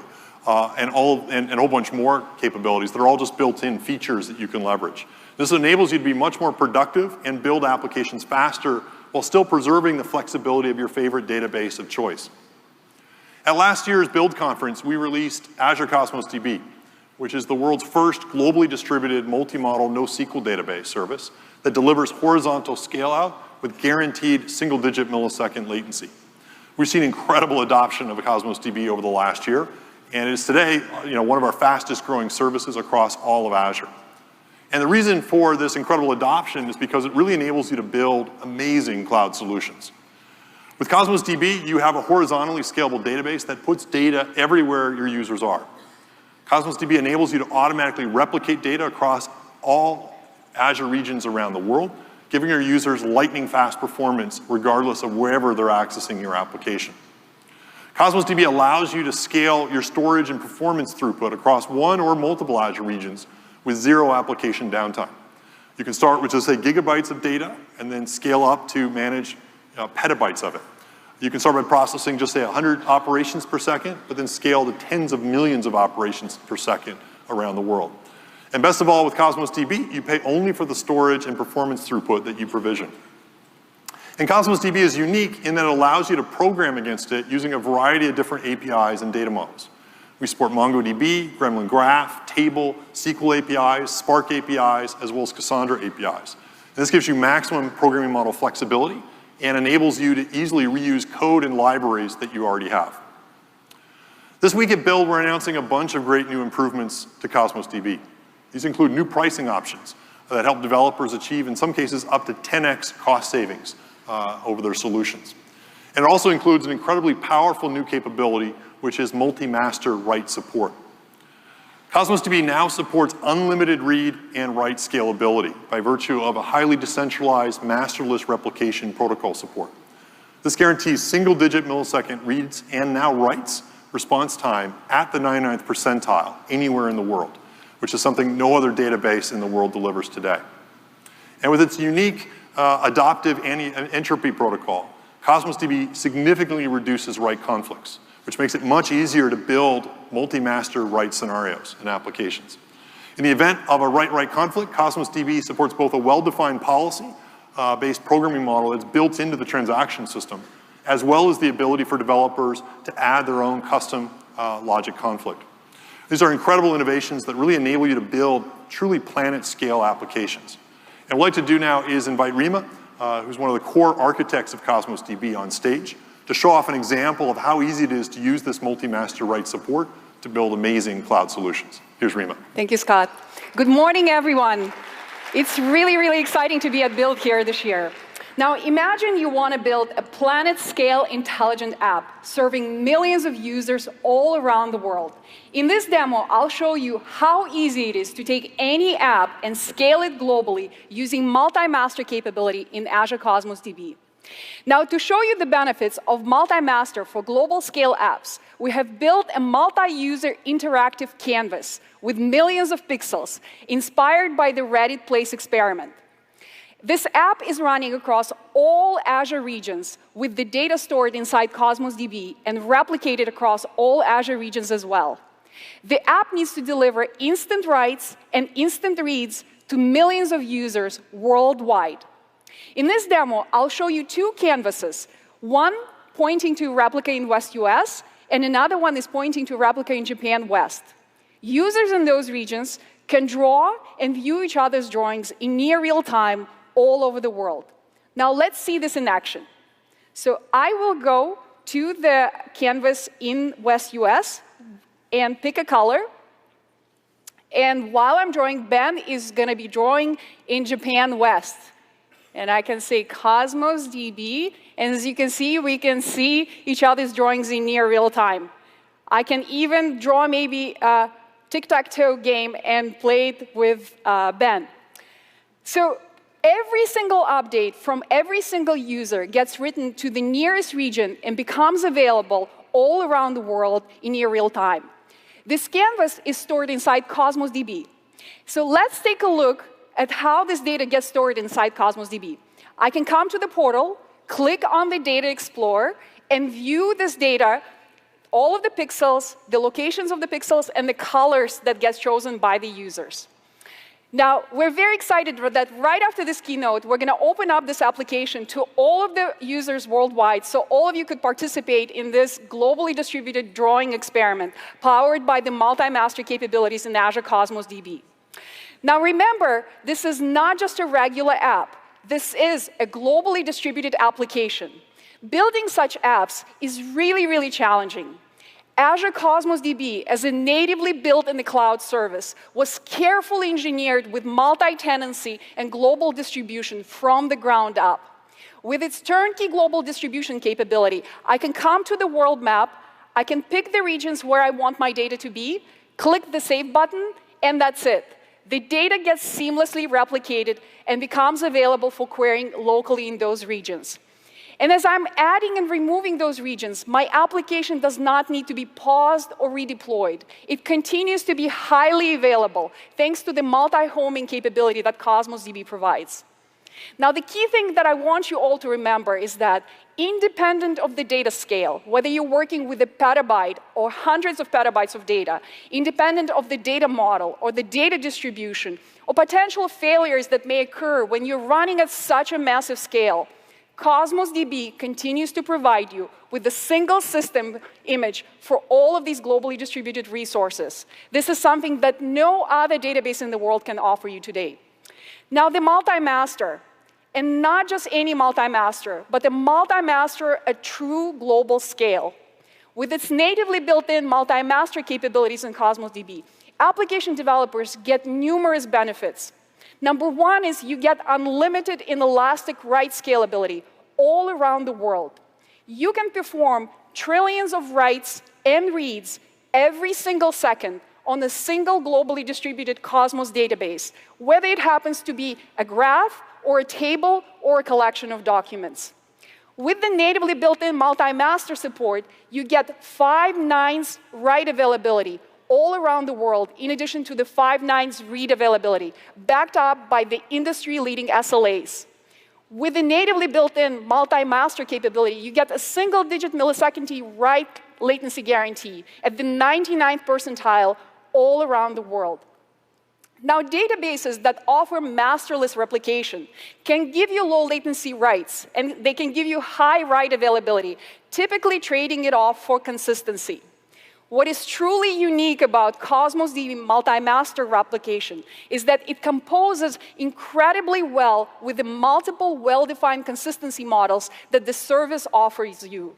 So developers can make precise, intuitive, and well-defined trade-offs with respect to latency, consistency, high availability in Cosmos DB. With databases that support multi-master replication for active-active workloads, write-write conflicts are rampant. What that typically means, multiple users could be drawing to exactly the same pixel at the same time. This forces developers to add that logic to their application and participate in the multi-master replication protocol. In Cosmos DB, we wanted to remove all of that burden away from the developers. So Cosmos DB, in addition to its anti-entropy protocol that tries to reduce the number of record-level write-write conflicts down to the minimum. But in the case when the conflict occurs, developers can pick among multiple flexible conflict resolution policies. Cosmos DB supports automatic policy with the native CRDT support. You can also write your logic in the form of a stored procedure as a custom conflict resolution policy, or use last write wins. Now, in conclusion, with its highly decentralized multi-master protocol, multiple well-defined consistency model, and the capability where the developers can add and remove any number of regions in a scale-independent manner, Cosmos DB becomes a ubiquitous choice for the modern application development in the intelligent cloud, intelligent edge era. Every single app that you're building could transform the world that we're living in. And if your app happens to need a database, we sure hope it's going to be Cosmos DB. We're very excited to see what you're going to build with Cosmos DB. Thank you so much. Back to you, Scott. Thanks very much. So let's now drill into how you can take all of your data and use it together with AI to add true intelligence into your applications. Our goal with Azure is to enable every developer to easily add AI to their applications. With our Azure Cognitive Services, we enable you to easily call pre-built AI models that we expose through API services. As you heard from Satya this morning, we provide great AI models to do things like speech-to-text translation, image detection, object detection, video translation, language services, and more. And you can invoke all of these using either our REST APIs or by using our pre-built .NET, Java, Python, and Node SDKs. Now, in addition to calling these cognitive services programmatically, one of the cool new capabilities that we're making available today is native integration of cognitive services with our Azure Search service. Azure Search enables you to index any type of content and build rich search experiences from it. And with this new cognitive services support, you can now, for example, just automatically index images, videos, and PDFs, use AI to extract all that insight from it, things like face and object detection, sentiment analysis, and video transcription, and just expose it directly as part of your search experience. Now, we've worked with some great customers using our Azure Cognitive Services. One of those is the NBA, who are using it to deliver some really great experiences. And please join me in welcoming Garth Case from the NBA to talk a little bit about the work they're doing with us and what this experience enables. Here's Garth. Thanks a lot, Scott. Good to see you. All right. So I'm going to start out with a question. Show of hands. How many NBA fans do we have in the room? Okay, it's a reasonable amount. So my name is Garth Case. I'm in my 20th year at the NBA. There are two questions I get asked most frequently. The very first one is, have I met Michael Jordan, Shaq, Kobe, or LeBron? I'm lucky enough to say yes to all of that. I have. The second question, though, why have I stayed so long at the NBA? The answer might seem cliche, but it truly is because of the people. Working for the NBA, I've had the opportunity to meet and learn from the best and brightest in sports. Now, for those of you that don't know, during the NBA regular season, 30 teams play 82 games. Each game generates terabytes of content. As you can imagine, this much information makes it difficult to manage and curate and get insights delivered consistently across all our internal and external channels. Now let's talk about the NBA's journey to finding a solution to our growing data problem. 18 months ago, when we first started to organize and understand our data, we started like most, thinking that we could build a data lake and that would solve all our problems. But our data lake quickly became a data swamp. And it was difficult to hear important signals in the data through all the noise. Even though we had designed the perfect analytics layer, we needed something more. We needed a learning layer.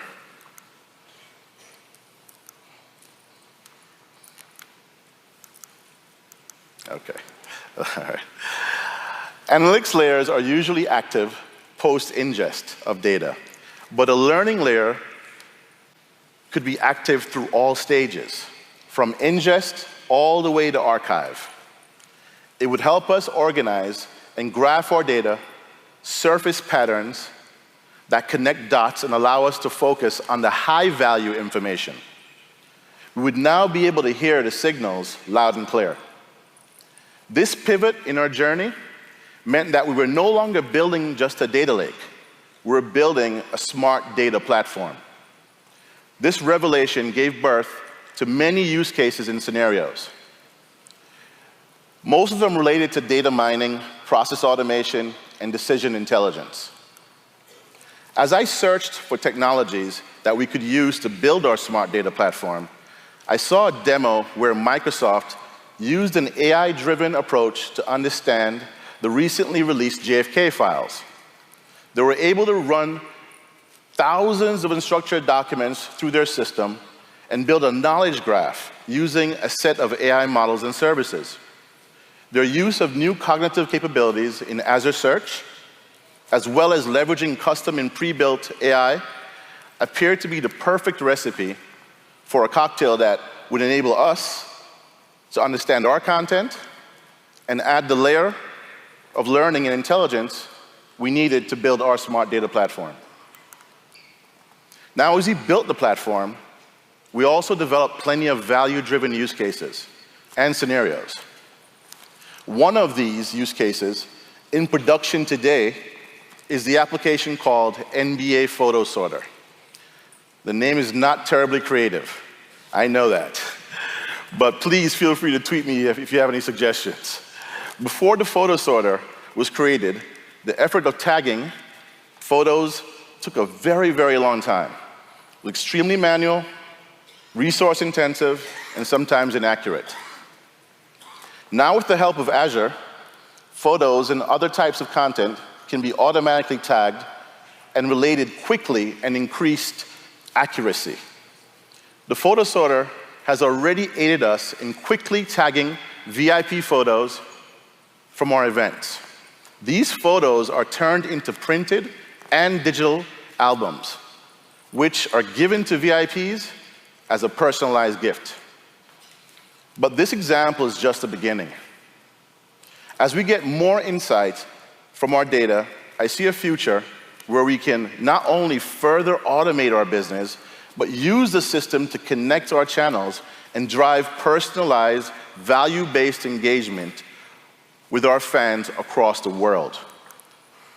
Together with Microsoft, we've embarked on a journey to bring AI into the world of the NBA across all types of data and content. My intent is to use AI to power the next generation of experiences for our employees, our teams, fans, everyone around the world. I have one plug before I turn it over so you can check out the photo sorter. At this very moment, we are in the semifinals of the NBA playoffs, where you can experience the excitement of watching the best athletes in the world compete for the title of NBA champion. I hope that you all will tune in and share the excitement with me. Now I'll turn it over to, I don't have her name. Paige? Is that your name? Yep. To do our demo. Thank you. Awesome. All right. Thanks so much, Garth. So as we just learned from Garth, the NBA truly is a data-driven organization. And here we've ingested all of the NBA's content, so videos, images, text documents, player telemetry, into blob storage on Azure. And we've applied cognitive skills to enhance and annotate that data. So I'm from Houston, which means that the only James I care about is James Harden. But I understand a lot of folks on this coast like LeBron. So let's see what our cognitive skills can tell us about LeBron. Here, our Face API has automatically detected LeBron in this image, and it's been trained on all of the players, owners, and coaches in the NBA. So not only do we have his face, we also have lots of other additional metadata, such as emotion and age. So how does the king feel as he's about to score an epic shot in front of tens of thousands of people? Neutral. Completely in the zone. And this guy looks like he's about to be sad in about 5 seconds. But it's not just about LeBron. How does he relate to other entities in and around the NBA? Let's take a look at the knowledge graph that Cognitive Search has automatically created for us. So this is interesting. It looks like our AI skills have detected that there's some sort of relationship between LeBron and Nike. So let's explore that a little bit further. Here, our object detection API, which has been trained on all sorts of items that you would expect to see in the NBA. So basketballs, hoops, players, shoes, and even specific brands of shoes have determined that LeBron apparently loves wearing Nikes.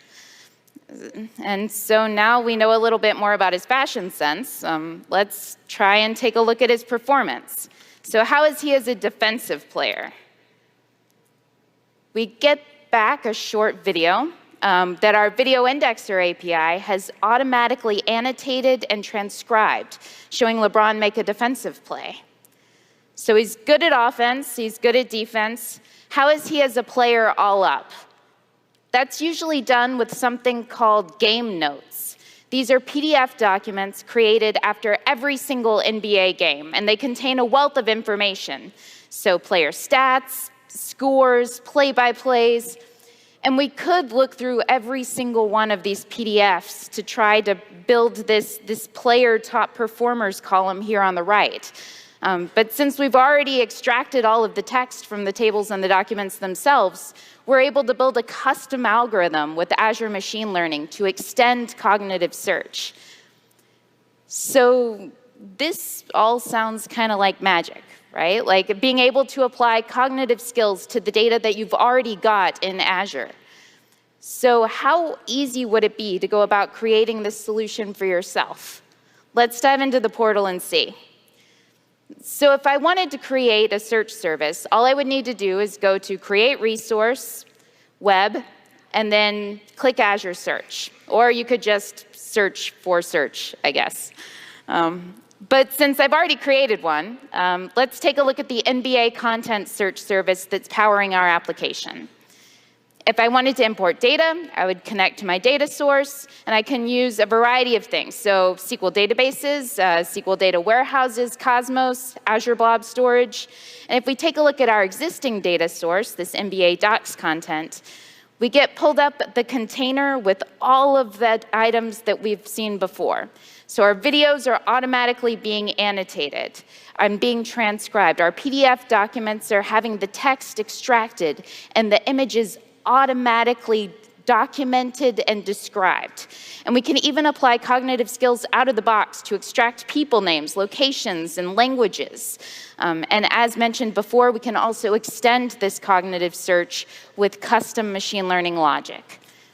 Once this has all been created, we can go and look in the Search Explorer and search against all of the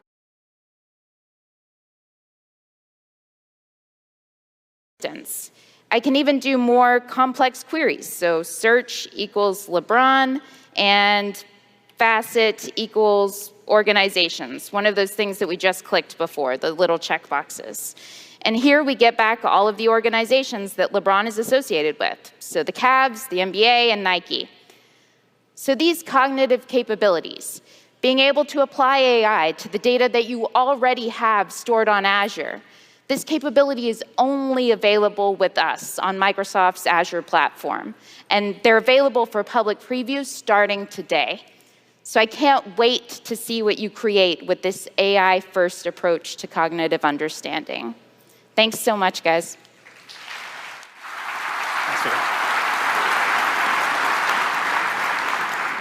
So the great thing about Azure Cognitive Services is that you don't have to be an AI expert in order to take advantage of AI within your applications. But we also know that a lot of you want to be able to build your own AI models and tailor them to your precise business needs. And we provide a great way to do that on Azure. So when you typically want to build an AI model, you typically walk through a workflow where you do three things. Step one is where you prepare your data. Step two is where you build and train an AI model from it. And step three is when you deploy the model and start using it within an application. Let's walk through how we're trying to streamline all of these things using Azure. I'm going to start with sort of a simple example to illustrate these three steps. And that is trying to build an AI model that can help answer the question of how much a particular car is worth. So step one of this process, again, is to prepare my data. Now, data scientists building AI algorithms spend on average about 80% of their time doing data preparation steps, working from multiple data sources and merging the data together, finding and fixing anomalies and outliers, and standardizing on formats. It's a really arduous task, and a lot of people often refer to it as data wrangling. Our Azure Databricks service is an Apache Spark-based analytics service that's optimized for Azure. It enables you to quickly launch and scale up Spark clusters on demand. It includes a rich interactive workspace that makes it easy to build Spark-based data workflows. And it also includes built-in data adapters that allow you to work with all the different data that you store within Azure. And it makes it really easy to prepare data for AI-based workflows, whether you're just working with a few gigabytes of data, all the way up to hundreds of petabytes of data. Now, once we've got our data assembled for our car model, the next step is to build and train an AI model using it. Now, for example, for our car scenario, we might want to create and train a model that predicts the value of the car using a data set of historical car prices. And this process of building, training, and testing the model is going to be iterative as I evaluate various different attributes and hyperparameters to more accurately fit the model as part of my solution. And our Azure Machine Learning Service helps dramatically with this process. It enables you to train and evaluate models on any number of servers within Azure. You can literally scale up from using just one server to build and train your model to literally running across hundreds of thousands of servers with just a single parameter change in your application. Azure Machine Learning enables you to use every popular data science and AI framework out there, including TensorFlow, Caffe2, CNDK, Keras, PyTorch, and more. In addition to every popular AI framework, we've also included pre-built AI models with Azure, specifically designed for computer vision, text, and forecasting scenarios. These can dramatically improve both the performance of your AI models, as well as the speed with which you can go ahead and build solutions with them. And once you have built an AI model with our Azure Machine Learning, you can then package it up into a Docker container and deploy it to run anywhere. With our Azure Machine Learning Service, you can build and deploy AI models that literally run anywhere. This includes our new Azure Kubernetes service that you saw Scott Hanselman demo earlier, which is great for hosting an AI model that you use for online API scenarios, or our Azure Batch service if you want to iteratively batch-based process lots of data. Or you can deploy it, as you saw Jeff show, on IoT Edge for edge-based computing scenarios. And because these models are container-based, you can also run them anywhere else as well, including on-premises environments. This gives you maximum flexibility to use AI literally everywhere. And the great thing is you can take these sort of three-step flows and use it with any data stored inside Azure and make any application you work on much more intelligent.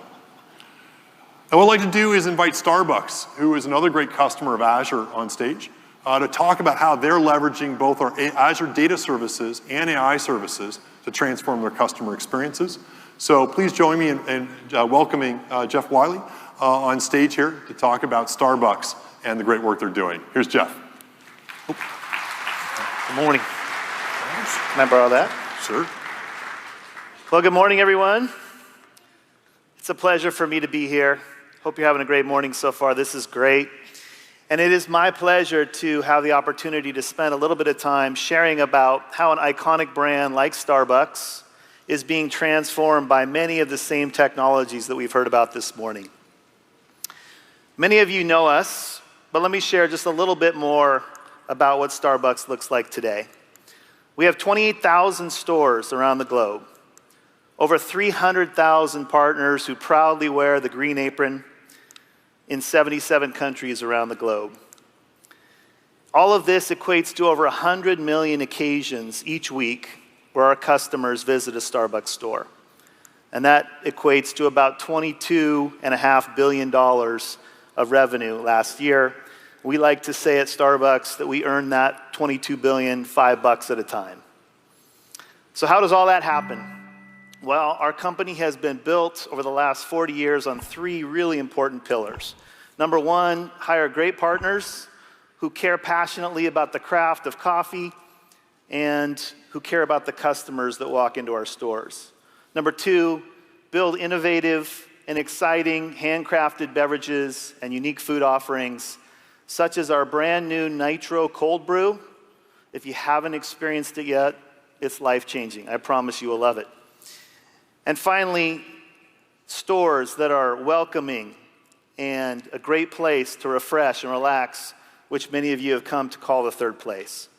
But we've added a fourth pillar recently, and that is technology, because we believe that technology is the enabler at Starbucks to spread that experience everywhere.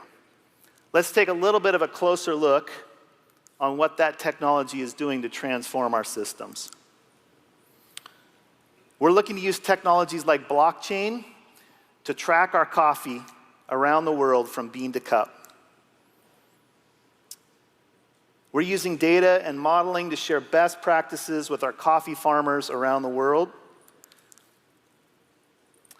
We're developing systems to optimize inventory so that we are delivering the right products to every store at the right time, while at the same time delivering or reducing waste. And finally, we're creating new capabilities that optimize scheduling for partners, those 300,000 partners in the stores, to make sure that they're there when they're needed.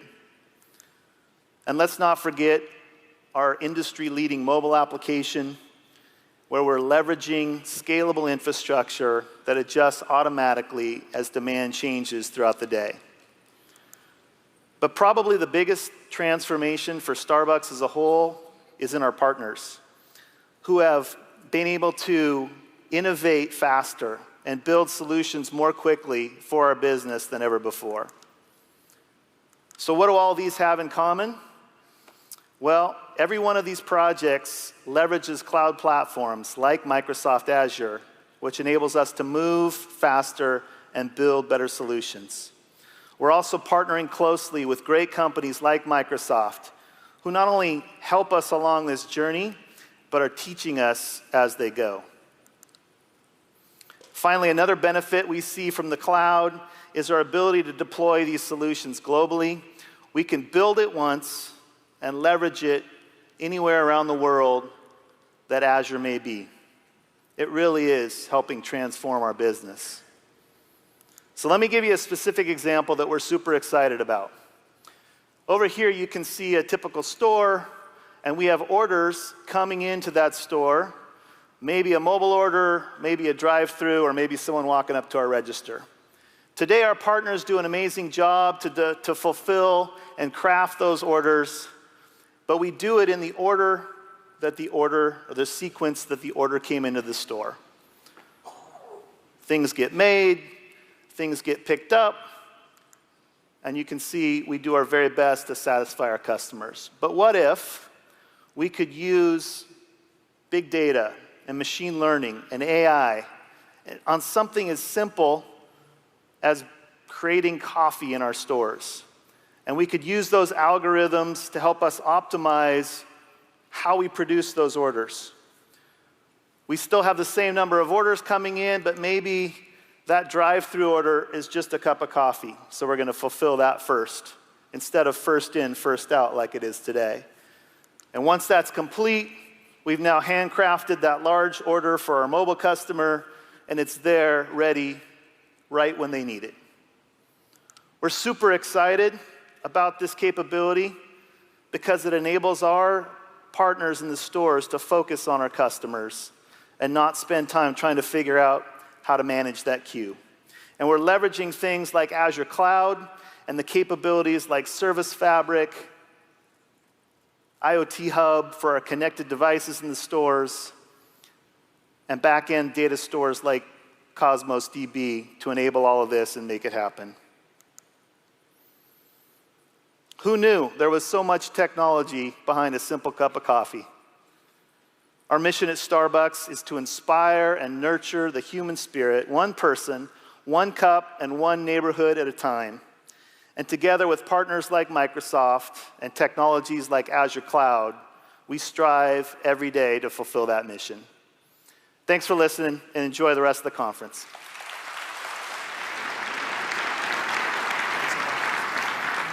Thanks, Jeff. So you heard about how Jeff is, and Starbucks is using Azure to better improve their customer experience. Let's now walk through an example of the steps involved to build an AI model for a scenario like this. And to do that, I'd like to invite Paige back on stage to show us how. Here's Paige. Hi again. Awesome. So if you've ever worked in a restaurant, you know it's an art and a science to prepare a complex order at precisely the right moment for a customer to arrive. And what we have here is a restaurant owner's dream. Orders come in on the right, I click on them to confirm them, and they're automatically placed in the correct order on our order queue. So I'll complete Harvey's order, then Francis's, then Barbara's, and I am sure that all of them will be ready at precisely the right time as my customer arrives. So how would we go about creating this solution backed by a deep neural network? Let's dive into Azure and see. So here I am in my Azure portal using something called a Databricks notebook. And this is an interactive, collaborative programming space for data scientists and software engineers to work together. Using Databricks, you can pull in data from a variety of sources. So here we're grabbing stuff from SQL Data Warehouse, Cosmos DB, and also some static CSV files that we have hosted on blob storage. Once our data's been pulled in, we can prepare it, remove outliers, remove null values, get it into a nice rectangular data format, and then use that to build and train our model using any framework, as Scott mentioned. So if you like TensorFlow, use TensorFlow. If you like MXNet or Cognitive Toolkit, you can use those too. And then once your model's been trained, and once our hyperparameters have been tuned, you can package it up into a container and then deploy it anywhere you choose. So locally on an IoT edge device, or even at scale on a Spark cluster in the cloud. And any developer in your organization can then call that model just as easily as they would a cognitive service. So let's take a look at what that would entail. So first, we bring in our data. And if I click Shift-Enter, automatically, we're sending a request to the Spark cluster to pull in data from our SQL Data Warehouse. I even have data streaming in live from Cosmos DB. So let's take a look at that here. Awesome. I can also pull in orders just from blob storage. So here we're grabbing a CSV file. Now that all the data's been ingested, it's time to prepare it. So we probably don't want to keep these outliers. That would probably skew the model that we're building. So if I want to remove them, I would do orders.total order amount less than, say, 200. That seems reasonable. I click Shift-Enter again, and automatically my graph changes. So that looks like a much more representative sample.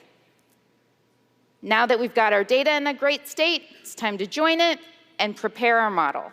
Here we have a neural network with 2 hidden layers, and we have 200 nodes per layer. As I mentioned before, this is backed with TensorFlow, and we're using Keras as the developer-facing front end. So what we can do with Azure Machine Learning is we can train and then change minutely some of our hyperparameters, make small modifications to our model to see how that impacts our performance over time. We're aiming for high accuracy and to reduce loss as much as possible. So here you see a whole bunch of runs of our model with those minute hyperparameter changes. And lower is better. I know that's kind of counterintuitive for a performance graph, but you want to minimize your loss over time. So here it looks like that orange model is the best performing one. So that's the one that we'll package up in a Docker container and then deploy to use as the backend for our application. So we'll create a schema.json file to define inputs and outputs. We'll create a Python script to initialize and run the model, and then we'll deploy it using Azure Kubernetes Service. So now that it's been created and deployed, I click Shift-Enter with some prospective restaurant orders, and we get back an output with score categories and confidence levels. So any developer in my organization can call this REST service exactly as they would a cognitive service. As you can see, on Azure, you're capable of using any machine learning framework you choose. You can pull in data from a variety of sources, and you can use Databricks notebooks as a first-party solution. And we're the only cloud service provider that offers that functionality. I can't wait to see what you build with AI on Azure. Thanks so much.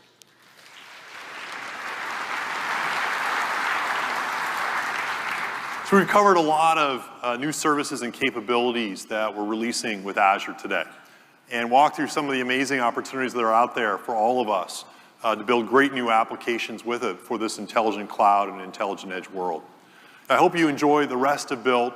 We're really looking forward to getting your feedback, and I can't wait to see the great applications that you build with Azure and across the Microsoft stack. Thanks so much, and have a great rest of the conference.